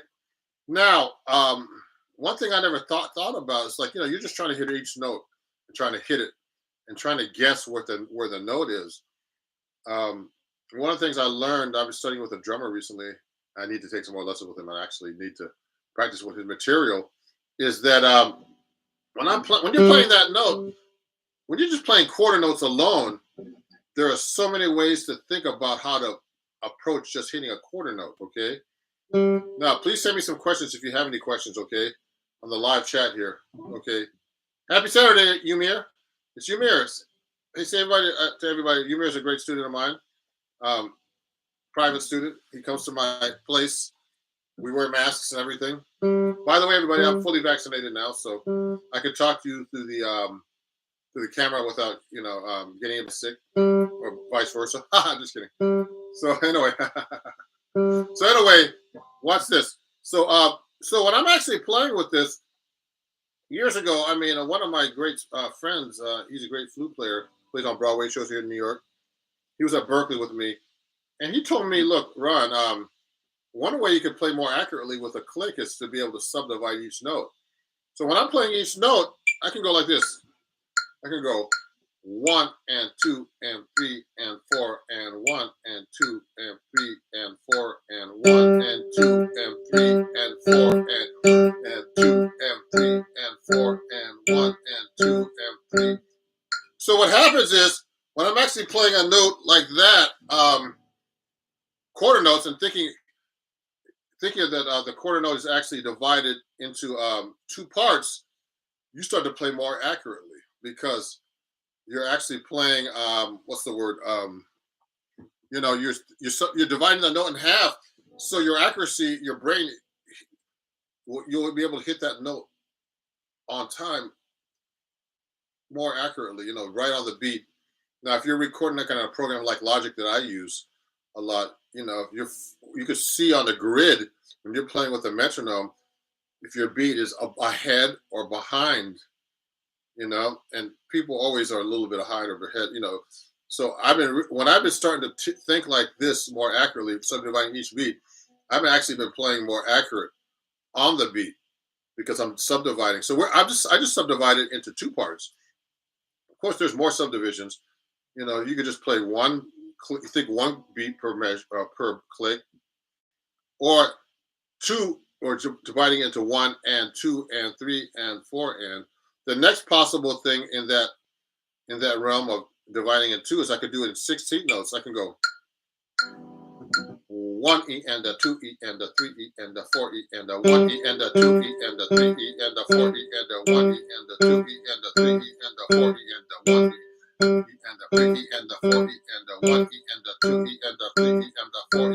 So all I'm doing is counting each click now, dividing the beat into 4 exact parts into 16 notes, which is 1 E and a. So you know. Remember, the eighth note is 1 and. So you're putting the E, 1 E and a. You're putting the E and a between the 1 and now. So my drum teacher I'm studying with right now, has me tapping my foot like this, 1 E and a 2, and then making sure I sing every 16th note with that click, okay? So I'm going 2, 3, 4, 1 E and a 2 E and a 3 E and a 4 E and a 1 E and a 2 E and a 3 E and a 4 E and a 1 E and a, so when you do it that way, this makes it seem like in your mind that the click is slower than it actually is, because you're playing like 4 notes on each beat, okay? So 1 E and 2, the, I'm starting on the beat. So 1 E and a 2 E and a 3 E and a 4 E and. So it actually makes the beat, makes you play more accurate because you're thinking the note is slower than it is. Because if you're thinking just one beat each, 1, 2, your brain doesn't play that as accurate as 1 E and the, because you're actually making every beat into 4 equal parts. So this gets into reading. So when I'm reading like a 16th note melody or 8th note melody, I'll start. He has me actually doing the if I'm playing an 8th note, I had to sing it at the same time. So if I'm going 1 and 2, 1 and 2, if I'm going 2, 3, 4, 1 and 2 and 3 and 4 and 1 and 2 and 3 and 4 and 1 and 2 and. So I'm hitting each and singing them at the same time, so I know I'm accurately playing the note. Okay, 1 and same with 16th notes. So if I'm going 1 E and up, like I'm going 2, 3, 4, 1 E and up, 2 E and up, 3 E and up, 4 E and up, 1 E and up, 2 E and up, 3 E, and I'm making sure I'm saying the right timing. So if it's in 4/4, I'm going 1 E and up, 2 E and up. I'm making sure I'm doing the count. 1 E and up, 2 E and up, the 4 E and up, 1 E and up, 2 E and up, 3 E, etc. Okay. Anybody have any questions so far? Please send me a text. A live chat. That's what you're here for, to ask me during the live lesson. And thank everybody who's a patron. I appreciate you guys. I'm trying to make sure I give you at least a couple of lessons a week.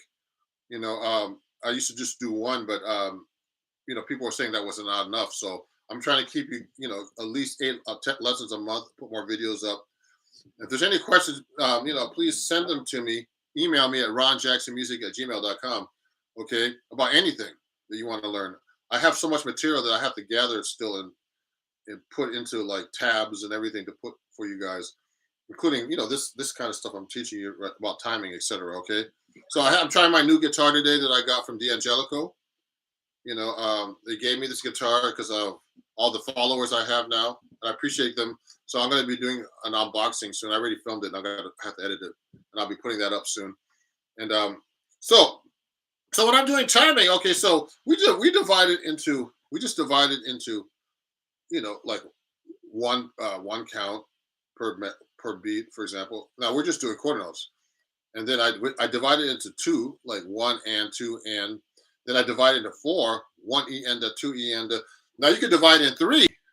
Okay, so you can go like this: 2, 3, 4, 1 and 2 and 3 and 4 and 1 and 2 and 3 and 4 and 1 and 2 and 3 and 4 and etc.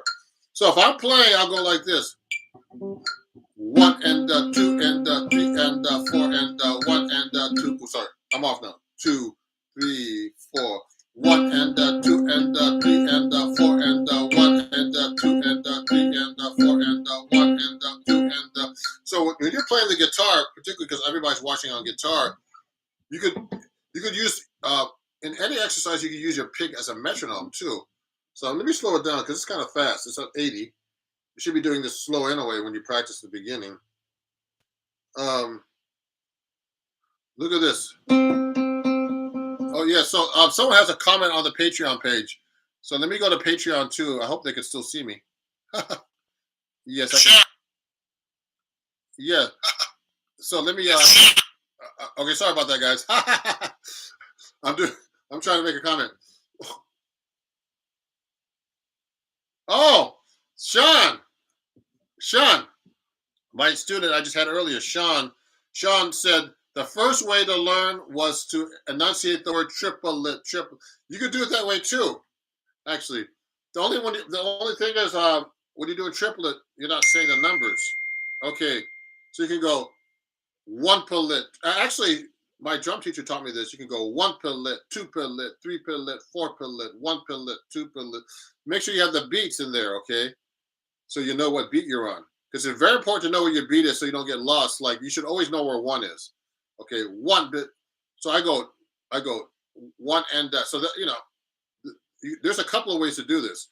So the way Sean is saying is you can go triplet, 1 pellet, 2 pellet, 3 pellet, 4 pellet. You can go 1 and 2 and 3 and 4 and you could do that. too when you're counting these rhythms. Okay. Now remember, people who just got here, rhythm is the most important thing. I want to see what someone said on Patreon while I'm doing this, because I have to look. I might have to look on my phone. Let me get my other phone here. Hold on, everybody. I don't want to look at my Patreon while I'm on the computer at the same time. So someone had a question on Patreon. Let me get my other phone. I'm going on my Patreon right now. So yeah, Sean, that's a great great comment. Let me go to my Patreon and see what this person said, whoever that was. Okay. Hold on. So let me go to my home here. Ooh, somebody's on my phone here. It's acting weird. So anyway, I'll skip that for now. So if you have any questions, just please send them to me right here on oh yeah, Reggie. Reggie has a question here. Would you practice your scales like that? Yes. So Reggie, so if I'm practicing my scales, he asked me actually doing these exercises like this. I'll particularly practice my melodies like that, but you can practice your scales like that. So if I'm playing, let's play this out here. I can go 1 and 2 and 3 and 4 and 1 and 2 and 3 and 4 and 1 and 2 and I can do it that way. 1 and 3 and oh sorry. 1 and 2 and 3 and 4 and 1 and 2 and 3 and 4 and 1 and 2. Now it's hard to do all this. I'm trying to count, play the notes, tap my foot. But you know what? The reason why I'm learning this, and it's making me more accurate in general with my timing, and it makes me think. When you start counting the notes and saying the notes, it's very important because what happens is you start really internalizing like a drummer does. A drummer, all he does is count all the time. He's just playing count 1, 2, 3, 1 and 2. He has no rhythm or harmony. I mean, he has no harmony. Excuse me. He has no harmony or melodic instrument to play. So it's all about time. They're counting all kinds of stuff. They're counting with one hand, and another hand's counting something else. You know, the offbeats and stuff. So if you can apply that to your playing, it makes you even a better musician to be able to count 1 and 2 and if I'm playing 16 notes, 1 and 2 E and 3 and oh sorry. It's hard to do. 1 E and 2 E and 3 E and 4 E and 5 E and 2 E and 3 E and 4 E and 1 E and 2 E and 3 E and 4 E and 1 E and 2. Plus, I'm running out of breath when I do that. So when I'm practicing my rhythms, I'm actually trying to think of every note, especially when I'm reading now. I know a lot of guitar players are not great readers, but you should work on your reading and notation because that's how you really know about rhythm too. When you know what notes are written. So if I'm looking at like any kind of real book thing here like this, I'm actually doing the same thing when I'm reading now, and I'm actually thinking more about what I'm reading now. If I pick a hard song like with some 16th notes in it, like then I'm really thinking much more accurately about what I'm doing. You know. I'm trying to think of some cool songs that might have 16 notes in here that are kind of complicated. So let's take this song has a few 16 notes in it, Conception. Yeah, it has some 16 note triplets, some jazz stuff. Jazz has mostly 8th notes, just so you know. So a lot of jazz musicians, just so you know, another pro tip is that jazz musicians are really good at I'm thinking about myself more as a jazz musician than like a horn player. But like a horn player would probably play more like what's the word? Are much more accurate with the reading because that's how they start. Yeah. Oh yeah. And Ymir said Aerogen. Aerogen. So Aerogen is just it's a jazz tune, but it doesn't have that many rhythmically. It doesn't have that many notes in it. Rhythmic wise, let me see. Let me pull that out for him. Aerogen. Do I have it in this book? I know the song. I don't know if I have it in this book. Oh, here it is. So Aerogen has a triplet in the beginning. Like it goes like 1, triple. So I would go 1, triplet, or you do it 1, triplet, or 1, 2, and then I would go 3 and 4 and 1 and 2 and 1 and 2 and 3 and 4. So what I do is this.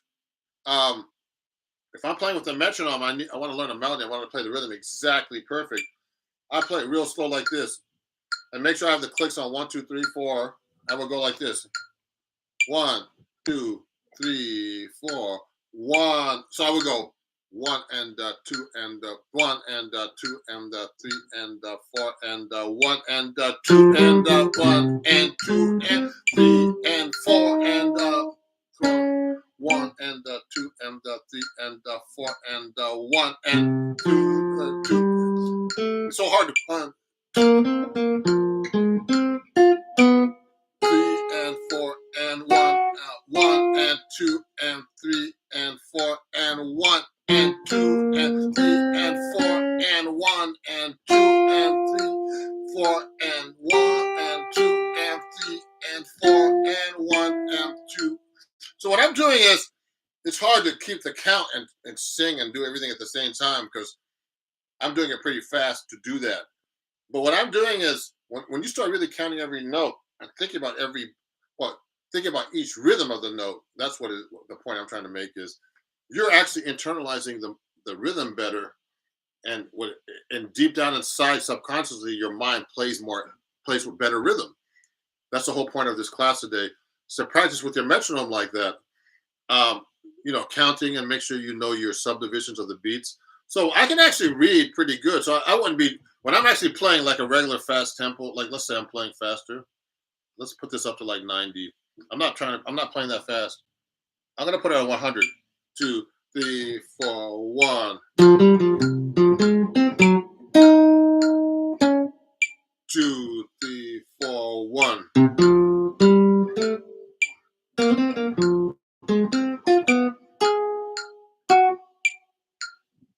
4, 1.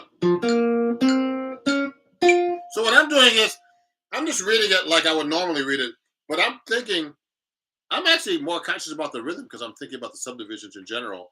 So I try to play more accurately. And a lot of people don't think about that when they're actually reading. They're just trying to read the notes and read the rhythms, but they don't think about the rhythms really deep in their soul. Like now I'm looking at music a different way when I'm counting. So when I'm just reading, I'll just read, but I'm subconsciously I'm thinking more about the timing to each note, like the accuracy of each note, and also the deep rhythm of each note. Because like a whole note, someone asked, my drum teacher asked me, "What's a whole note?" I say, "Well, whole note's 4 beats." But what is a whole note too? It's 4 quarter notes tied together, for example. Okay, so when you think of it that way, it's like instead of going 1, 2, 3, 4, 1. So those are whole notes. So, but if I think 1, 2, 3, 4, 1, 2, 3, I'm thinking of the whole note as 4 quarter notes.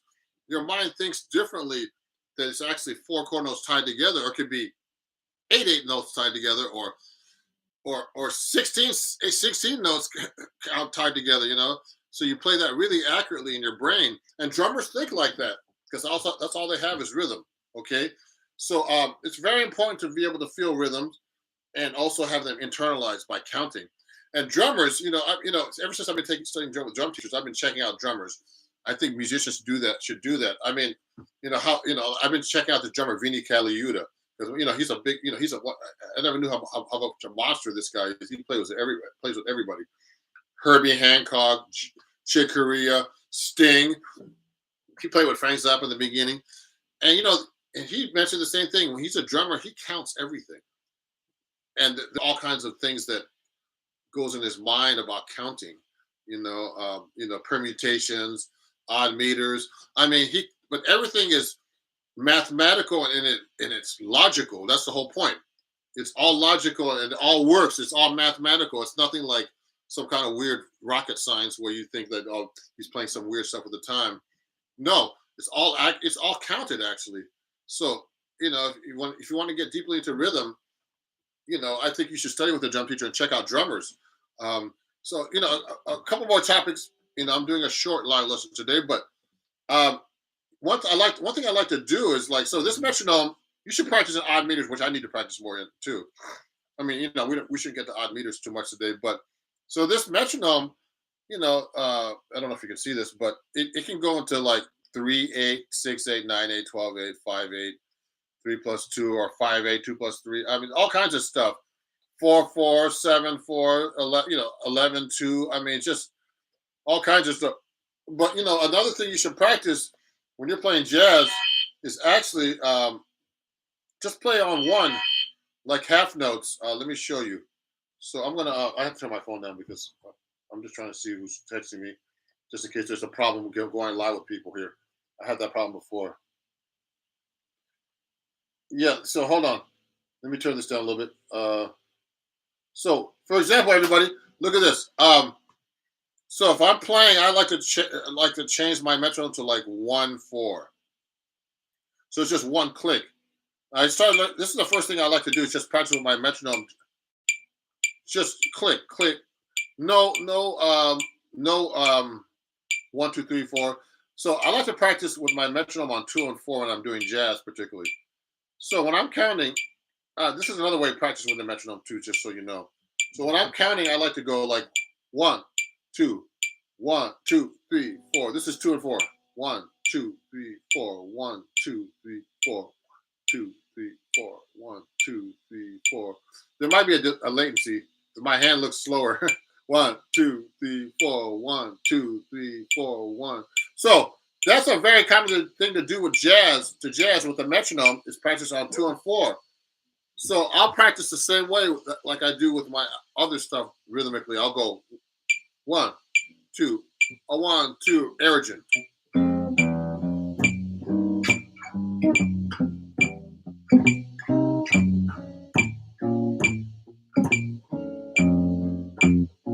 See, I'm playing it. Now, so I'm playing like a bass line. Now, the reason why I do 2 and 4, if there's any questions, please send them to me. Let me just see if someone else sent me a question real quick. No, Reggie just sent one question. So, look at this. So, if I'm playing, when you're playing in a jazz band, the 2 and 4 is really important because the hi-hat does this and the drummer does it. The hi-hat, the drummer plays a hi-hat. Like 1, 2, 3, 4. 1, 2, 3. 1, 2, 3, 4. So they hit the 2 and 4 just like that, okay? And the bass player emphasizes that too. He'll go 1, 2, 3, 4. 1, 2, 3. I'm kind of exaggerating.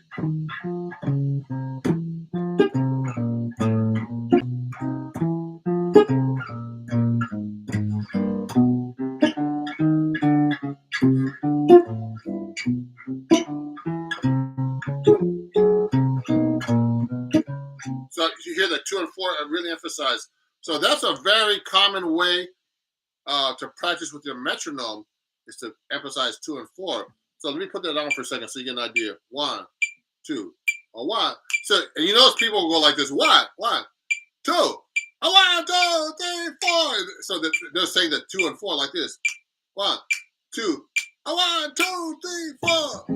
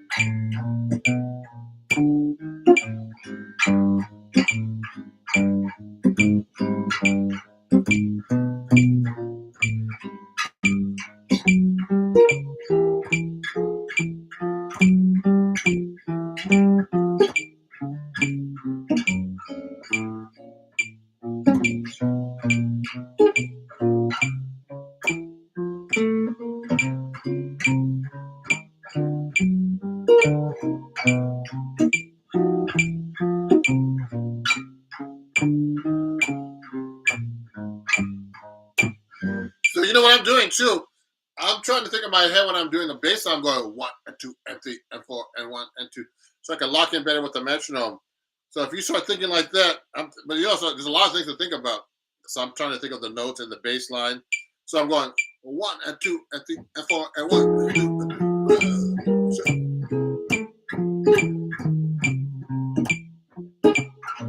I'm going 1 and 2 and 3 and 4 and 1 and 2 and 3 and 4 and 1 and 2 and 3 and 4 and 1 and 2 and 3. 1 and 2. Oh, so I'm going. I saw I messed up there. 1, 2, 3, 4. 1, 2, 1 and 2 and 3 and 4 and 1 and 2 and 3 and 4 and 1 and 2 and 3 and 4 and 1 and 2 and 3, 2, 3 and 4 and 1. 4 and 1 and 2 and 3 and 4 and 1 and 2 and 3 and 4 and 1. So it's too. We talked about the rhythms like 1, 1 and 2. What I'm doing too, I'm making these into swing eighth notes. I forgot to talk about that. So there's straight eighth notes and there's swing eighth notes. Also, there's swing 16th notes and straight 16th notes. So you can go like this with the eighth note, like this: 1, 2, 3, 4, 1 and 2 and 3 and 4 and 1 and 2 and 3. So I'm doing swing 8th notes right now: 1 and 2 and 3 and 4 and so that comes from the triplet actually. That we mentioned earlier. Sean mentioned like the triplet, or you can go 1 and 2 and 3 and but now you're taking the 1 and or trip and putting it into one note and go triplet. You're holding the note over it. So if I'm playing straight eighth notes, it would sound like this. Here's the difference: 1 and 2 and 3 and 4 and 1 and 2 and 3. It's the same tempo. 1, 2, 3. 1 and 2 and 3 and 4. Those are swing eighth notes. 1 and 2 and 3 and 4. Now I'm going to do straight.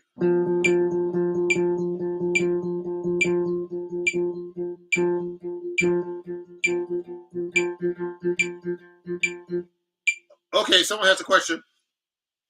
For newer musicians, what do you advise for someone just starting to play with others in terms of concentrating on downbeats with other instruments playing right next to you? Oh, that's a good question. So when I'm in a band, it's really, really important to lock in with everybody in the band. So the best way to lock in with other band members is to actually listen to them more than yourself. I tell my students all this time, tell this to them all the time. You have to be able to lock in to other musicians. So when I'm actually playing, let's say I'm playing with the bass player and he's going, and I'm playing the chords. So what I'll do is I'll listen to his bass line to make sure my chord fits right in there.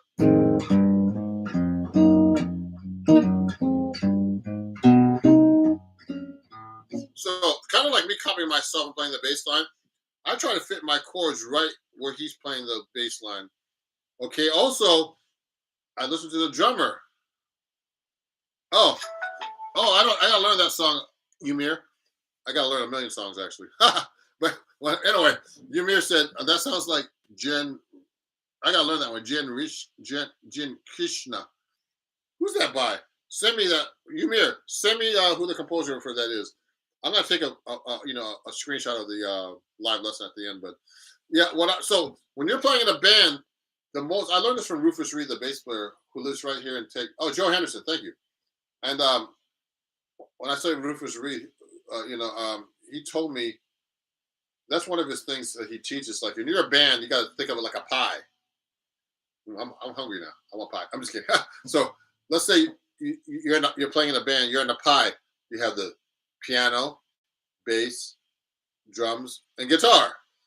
So you got to think of yourself as 1/4 of that pie in a 4-piece band, and your focus. You're a part of that pie, but your focus is around the whole band, actually. So when I'm in a band, I listen to everybody else more than myself, actually.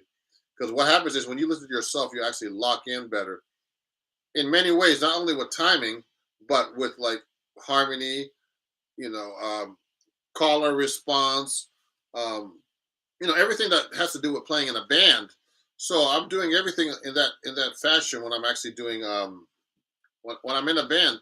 So that's how you lock your groove in, and that's part of timing too. Like when someone's playing an off rhythm in the band and you're playing on the beat, it's better you follow them, and so you're playing with them in time as well. So it's very important. So remember, so we were talking about. Let me. I have a few more things before I finish up here. But look. So for example, when I'm doing 16th notes too, let me make this into a straight 4/4.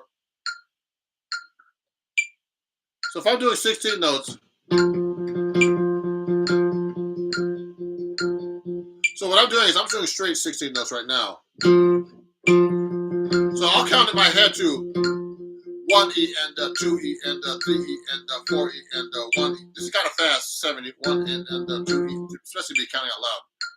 1 E and 2 E and so those are straight 16 notes. But what I like to do, I mean, you know, in a lot of funk and rap music, they do swing 16 notes.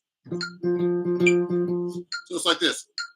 1 E and 2 E and 3 E and 4 E and 1 E and 2 E and 3 E and 4 E and 1. Hear the difference? Straight. So they're like 8 notes, swing 8 notes, but put into 16 note context. So rap is a lot of swing 16 to 8 notes, actually. You know. Let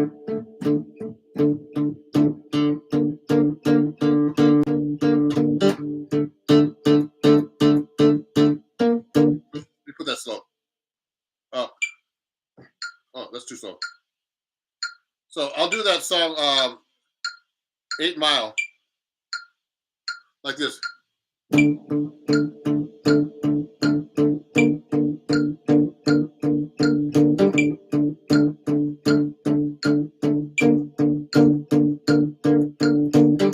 So what I'm doing is I'll swing at that.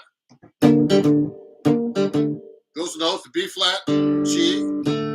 I'm hitting a D drum.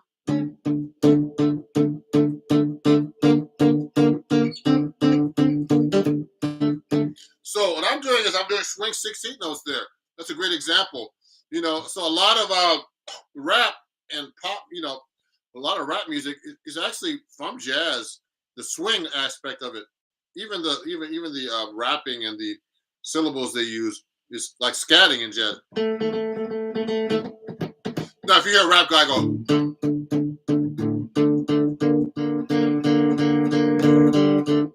it sounds terrible because there's no groove to it.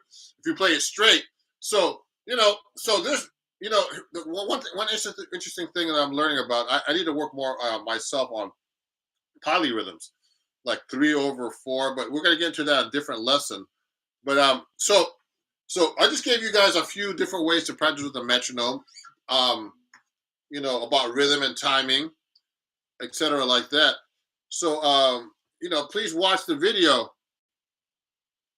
Yeah, thank you, Michelle. Great point. Rap derived from bebop. It is. I mean, I've heard that for years, and it is derived from bebop. Rap is derived from bebop and the swing, etc. Okay. Is, you know, the rap swing, the 6 swing 16 notes, is from jazz. Actually, everything's from jazz and blues in America. So even rock. So this is, you know, this is a basic thing about rhythm, a basic live lesson about rhythm. So come back and watch this. Also, I want to let you know, whoever is watching, I'm doing a live workshop on Lively next Sunday, 2 p.m. It's you know, jazz improv workshop. So we're gonna, you know, and this time, you know, because in these live lessons you can't really like interact with anybody. You're just kind of like talking into the camera here, and so I'm doing a Lively lesson. I'm gonna put that. It's called lively.com. What I'll do is I'm going to give you the link right now to watch. I'll put it on my Patreon too. But if you want to attend my Lively workshop, I'm going to put the link right here. That's next week, next Sunday at 2 p.m. Okay. I have a bunch of people signed up already. Another person just signed up today. And I work for this organization called Lively, and they present like live workshops. No, I present lessons through them. private and workshops, but they also have yogis, cooks, a lot of people from well-known rock, funk, and R&B bands, jam bands, all kinds of stuff. And tomorrow night, my Sunday evening jazz show, I'm going to have Mark Brownstein from the Disco Biscuits band. This band tours around. They do they do a lot of theaters and stuff, all over the country. They're pretty known. They do big festivals. And he's the guy that actually runs the program. So he's going to be on my show talking about it and talk about me as a teacher. And he loves my stuff, and so he has me on this. He's as a teacher there too. So I'm happy to be there. One of the only few jazz guys in the website called Lively. So if you could join my workshop, that would be great. You, my friends from here on Patreon, and there's going to be a live playback on this. You can watch the link after this and watch it, and then I'm going to make this public in a few weeks. Okay. But thanks for watching. So this is just a basic introduction to rhythm on the guitar and the rhythm in general that you should be practicing on any instrument. Okay. And I'll see you guys very soon. It's Ron Jackson on Patreon. I'm on all these websites. And I appreciate you guys watching. And I'll see you guys very soon, okay? If you have any questions, just send me a message on Patreon, or at ronjacksonmusic@gmail.com. And I'll see you guys very soon for another live lesson next month on the second Saturday. And have a great weekend, okay? And I'll see you on social media or on Patreon. Otherwise, YouTube, Facebook, Instagram, Twitter, TikTok. Okay, have a great day. Bye-bye.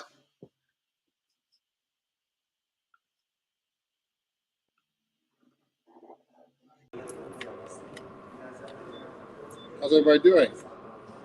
It's Ron Jackson here, and I'm live here at Inglewood Hospital. I have a solo guitar gig here every couple of weeks, every week. Sometimes on a Thursday, sometimes on Wednesdays, or both. We're trying to figure that out right now. So I just do solo guitar. And so, right now, I have to wear a mask just because I'm in a hospital. So, if you have any questions or anything, let me know. I'm going to get started here. I'll do a little warm up here. Let me do a song that you guys might know. I'm going to get a little bit closer.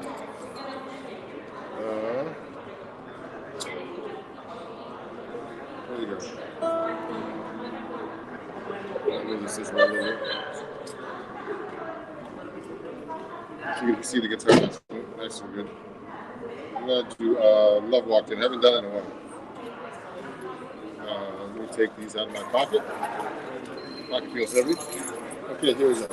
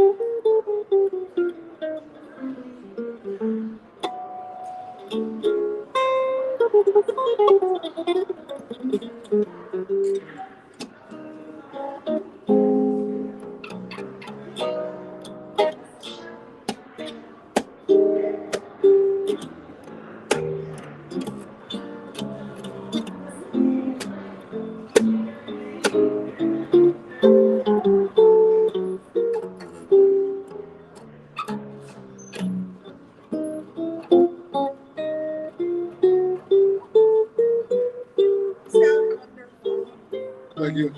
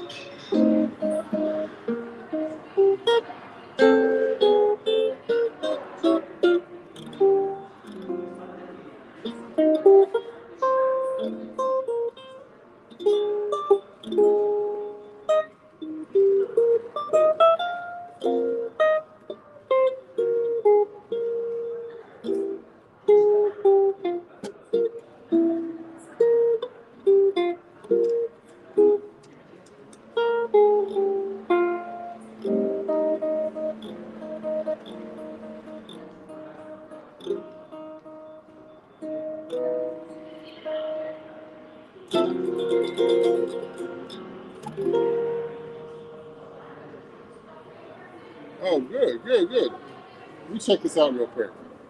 I know I'm live, but I gotta see what's going on because I don't know if I can see myself. Okay, guys. So if you have any questions or anything, let me know, and I'm gonna see what's going on here. Oh, I'm gonna go to my channel and see how my live looks.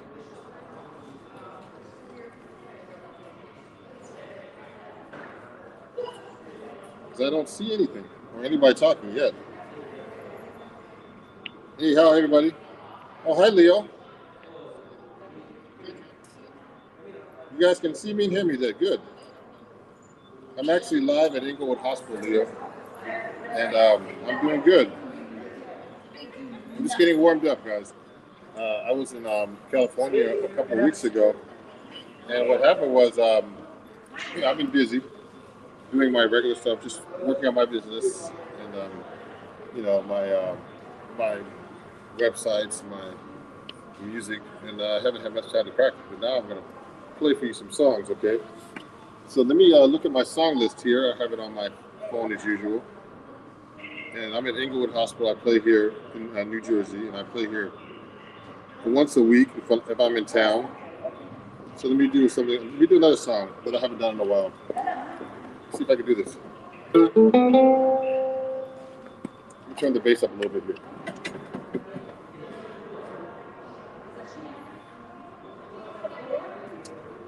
Here we go. Where are all the comments? I don't see the comments here streaming up. It's okay. It's kind of weird. I only see them if I go here. Here we go. Let me pin this. Let me pin you, Leo.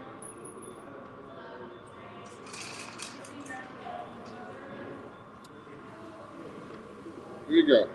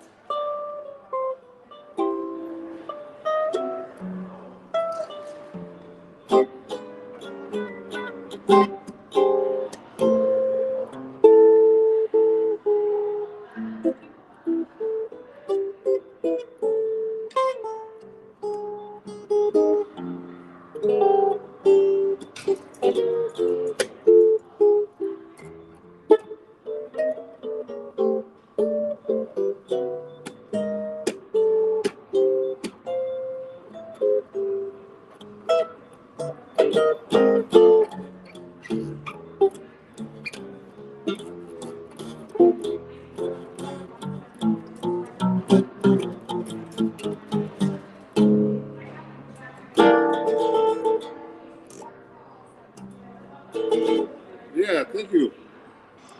Hey guys. Oh, you move back over here, so I'm almost hitting the wall. My guitar. So if you want to ask about my guitar or anything, hey. Oh, hey Simon. Um, Great to hear from you guys. I'm playing solo guitar gig right now. Thank you for watching. And he had a question about not many 7-string guitars for sale in UK. Really? Well, contact me at ronjacksonmusic@gmail.com, and I could tell you how to get a 7-string guitar. But this is a handmade Benedetto. You can't really see it. Look at this. It has 7 strings, and it's a really great guitar actually. And it's a handmade guitar, so they're really hard to find. Let me pin your comment. And so they really exist, but you have to look for them. Eastman guitars I play Eastman. Sometimes I bring them out, but I don't use my Benedetto from now on because it's like a superior guitar. But they're expensive. But you can get an Eastman guitar pretty good, They're really great guitars, Simon. And Leo. Oh, Joe Ravi. I know Joe Revo. I know Joe. I haven't seen him in a long time. Joe, I haven't seen in a long time. I used to hang out with Joe in New York, Leo.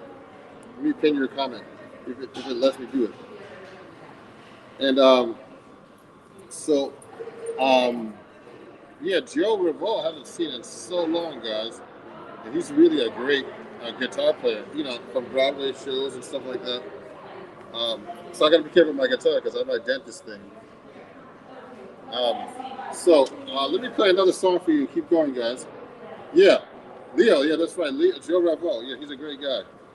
I'm friends with him, but I haven't seen him in so long. You know, I remember meeting him about doing Broadway shows when I first went to New York and all that stuff. But I don't do any of that stuff anymore. I quit playing that stuff and doing my own thing now.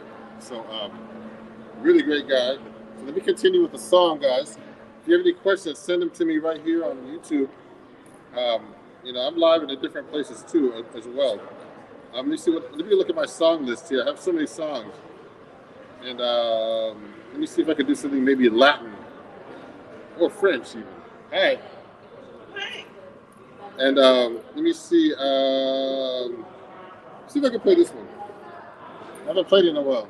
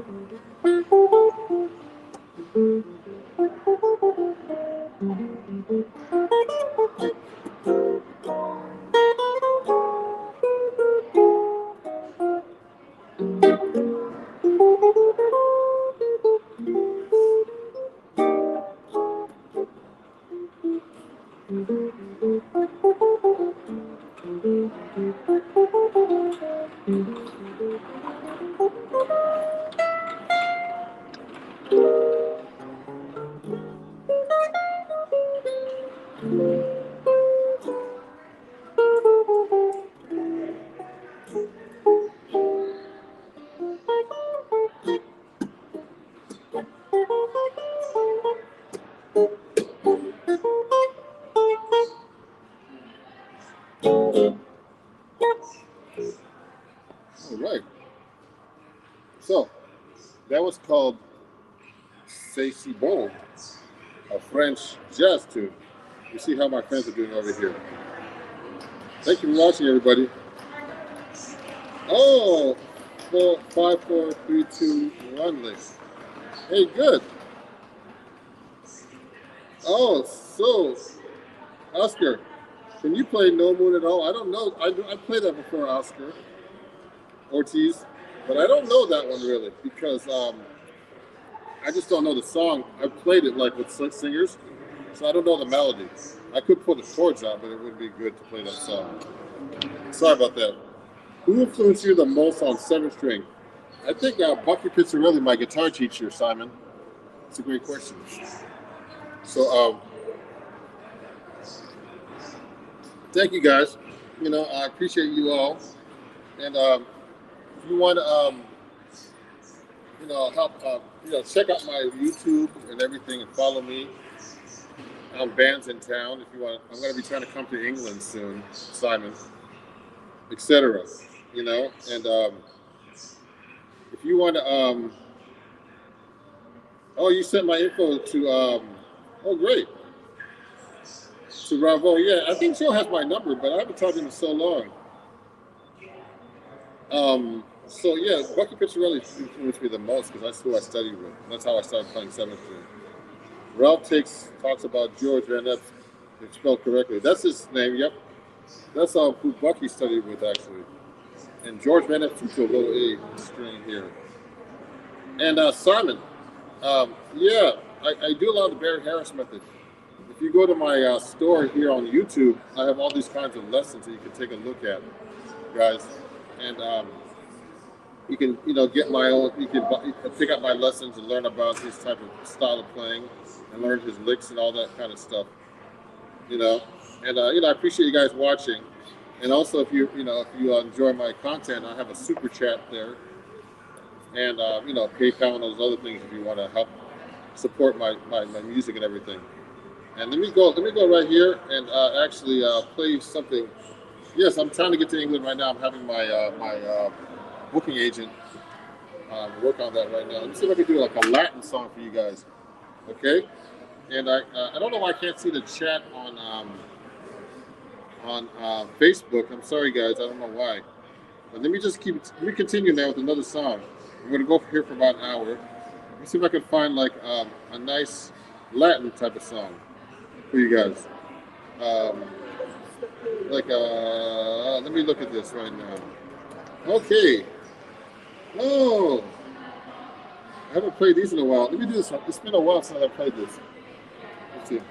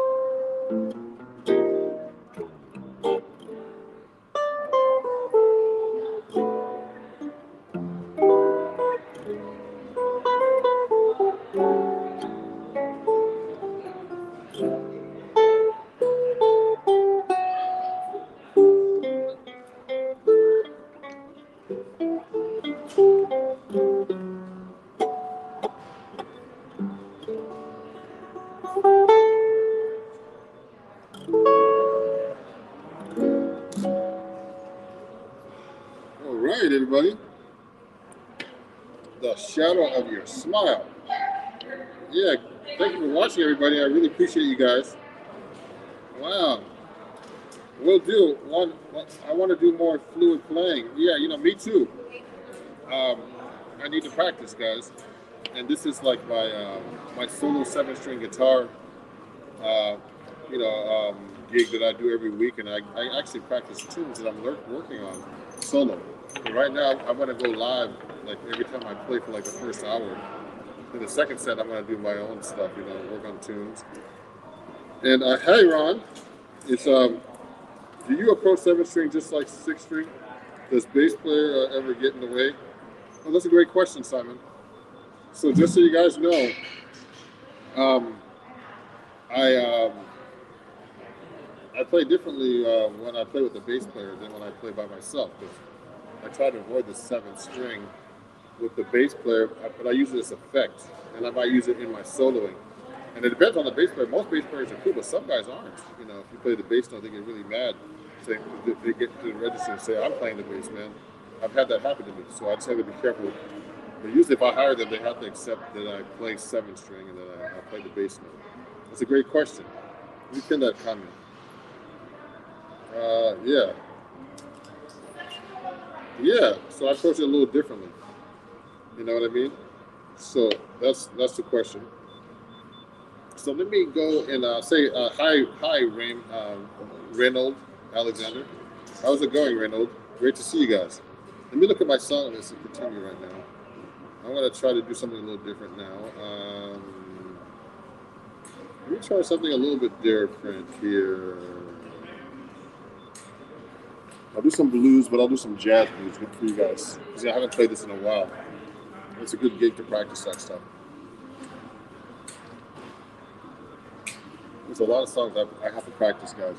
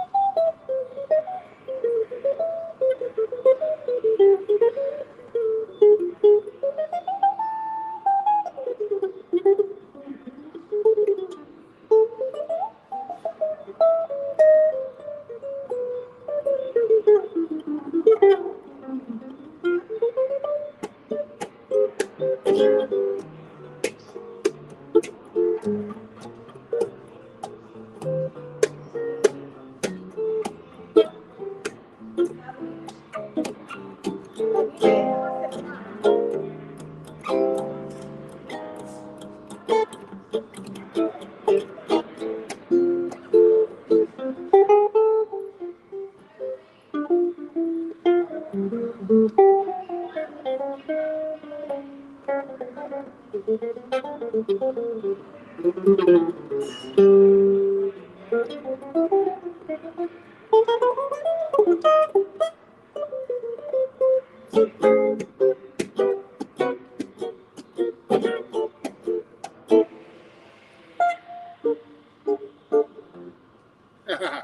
wanted to work on some bebop blues. But I forgot some of the melodies, like Blues for Alice. Um,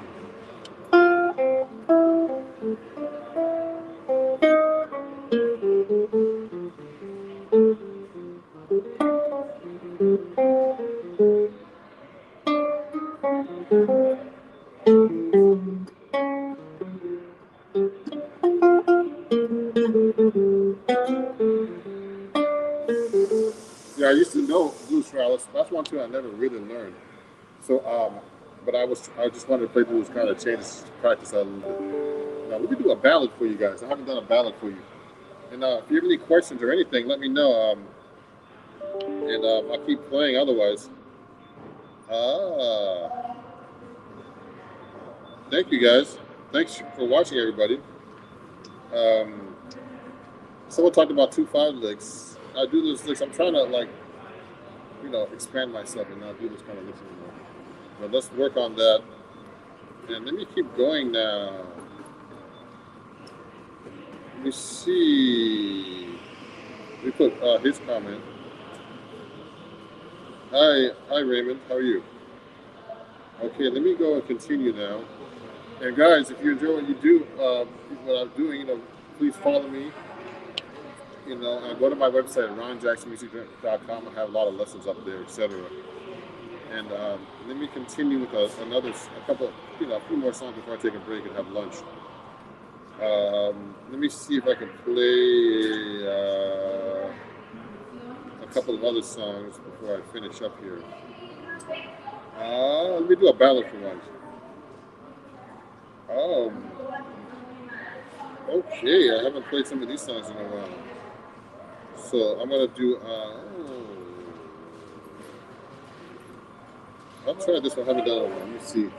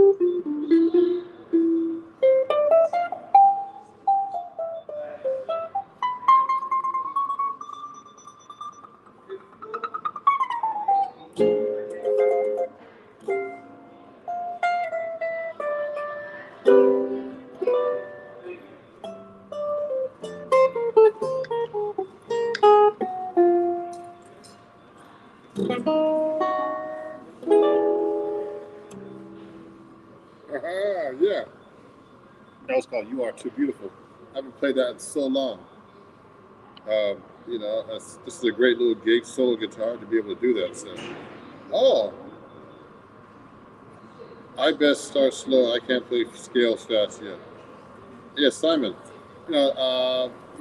So when I'm playing though, just so you guys know, when I'm improvising, I'm actually not playing scales.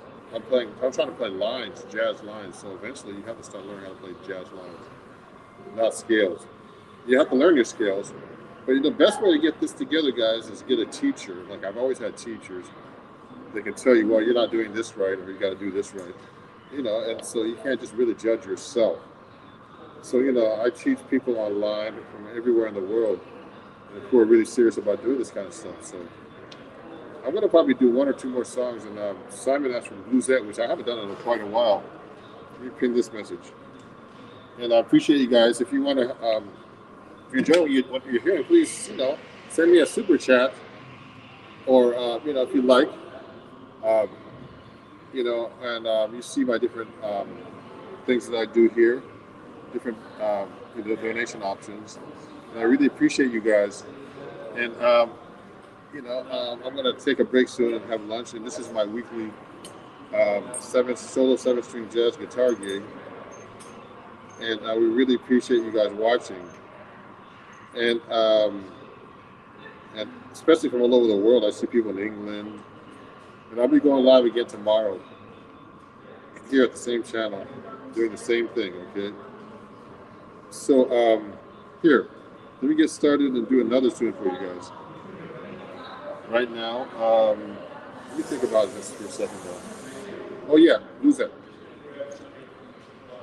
I'm gonna sip my coffee and get started here.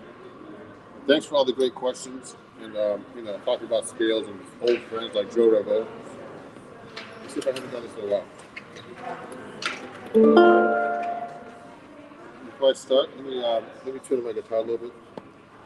I'm gonna take a little bit of the treble off too. There's a little treble. Let me see.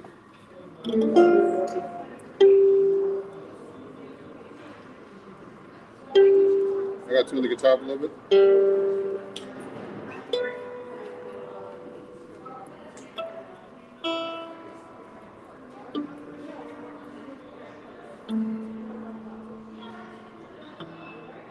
So standard tuning with the low A. It doubles the A string.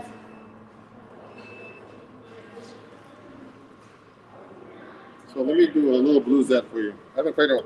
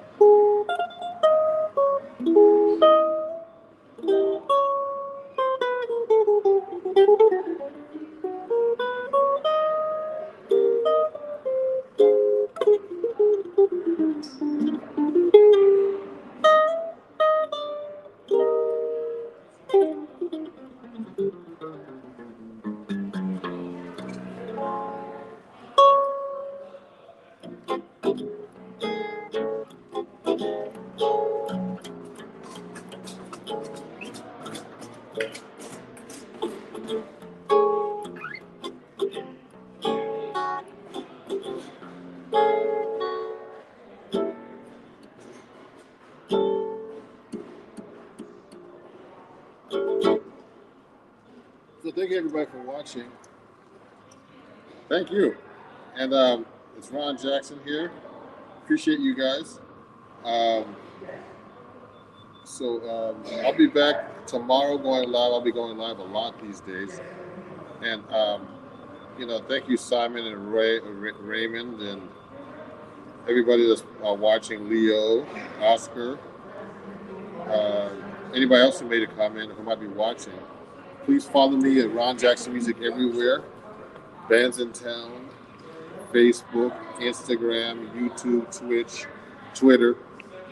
I'll be coming to your country soon. I'm going to be going to Europe to perform very soon again.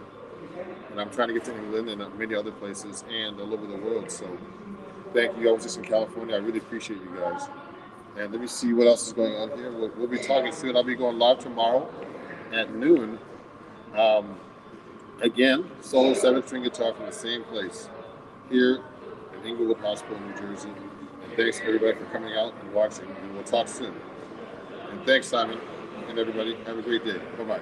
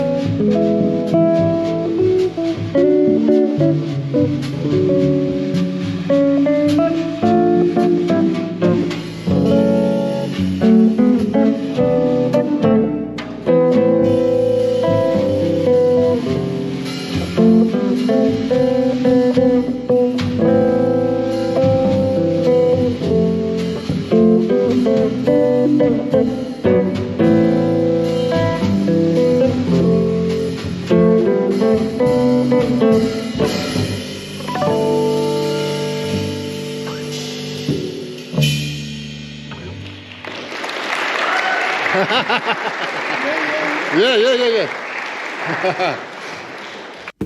Hey everyone, it's Ron Jackson. I finally got my Benedetto 7-string custom guitar, all in black. And I had to wait a few hours before I actually unpacked this because look, it says, caution recipient, this is a delicately made instrument which can be damaged if subjected to extreme changes in temperature or humidity. Upon arrival, it is advised to leave the shipping box unopened at room temperature for 2 to 3 hours. So that's what I actually did. So now I can open this bad boy. So let me look at the packing list here and tell you what this is called. So this is actually called a 16B black 7-string. Includes Carlton flight case, which is going to be in here. Okay. And it's all black. And so it's going to be really cool to look. And I put my Labella jazz tapes in here. 14. So let's open this up right now. Ooh, man. That was hard to get all these little staples off. And I'm going to take this out right now. And let me pull this back a little bit. And take the foam out. Ooh. They got all kinds of stuff in here, man. It's going to be a mess. So let me put this to the side because they have little foam balls in here. Look at this. So I don't have to make a mess on my carpet here. It's okay. Oh, they got all kinds of padding in here.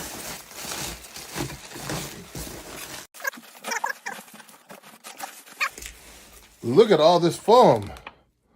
Time for me to clean this up. Uh-oh. See if I can fit in this. Maybe not. Finally, I cleaned this foam up. Now it's time to really do the unboxing. So, this is the Carlton flight case that goes with it. It has Benedetto on here. See that? Cool, huh? And we're going to look at that in a minute and open this up. But, take a look what it says here.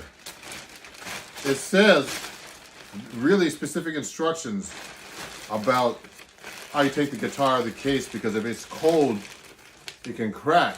So you have to take it out really slow. I mean, it says here, in case the guitar feels cold, do not open it. The case feels cold, do not open it. Allow the case to at least 1 hour to warm at room temperature before opening. If after you open the case, you find the guitar to be cold, leave it in the case and close the lid, but do not clasp the lid shut. Do not remove the guitar from the case until it is room temperature. So this has been here for quite a while and it's all room temperature. So those are very specific instructions. So I'm going to keep these, take this off later carefully. So let's open this up. So this Carlton case, man, is really, has a lot of little intricate things here, to protect the case. Little rubbers here, rubber things that, so you don't break this open or anything. You see that? See these little rubbers that go around the clasps here. So how many clasps are there here? So this is really well made. An expensive case. So there's 1, 2, 3, 4, 5 clasps. Okay.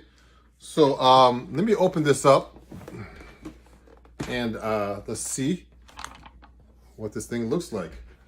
I'm gonna try to open it this way because that way we can see the guitar when I take it out. I've never seen this yet, so this is gonna be really interesting.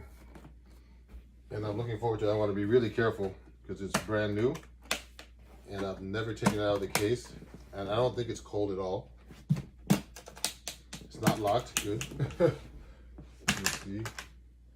I think it's all open. Oh, here it is. Woo! Look at this beauty. Take a look at this.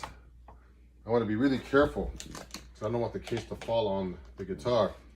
They have this on the strings. The guitar is at room temperature. Pure black. Look at this beautiful 7-string here. So let me take this out. So they have this protector for the strings here. Cloths protect the bridge, the tailpiece. So there's a cloth here to protect the tailpiece. So look at this. Now let me take this beauty out. Nice and slow. Look at this. So this is a nice case, really huge. Now I'm on carpeting, so we're not gonna worry about hitting the guitar. I can smell the newness of this guitar. Take a look at this. Let me bring the camera a little closer.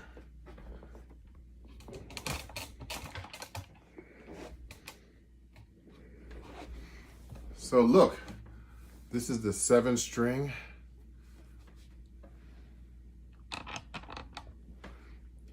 S 16B they call it. Okay, it's only 16 inches. It's completely brand new. And the black is really hard, really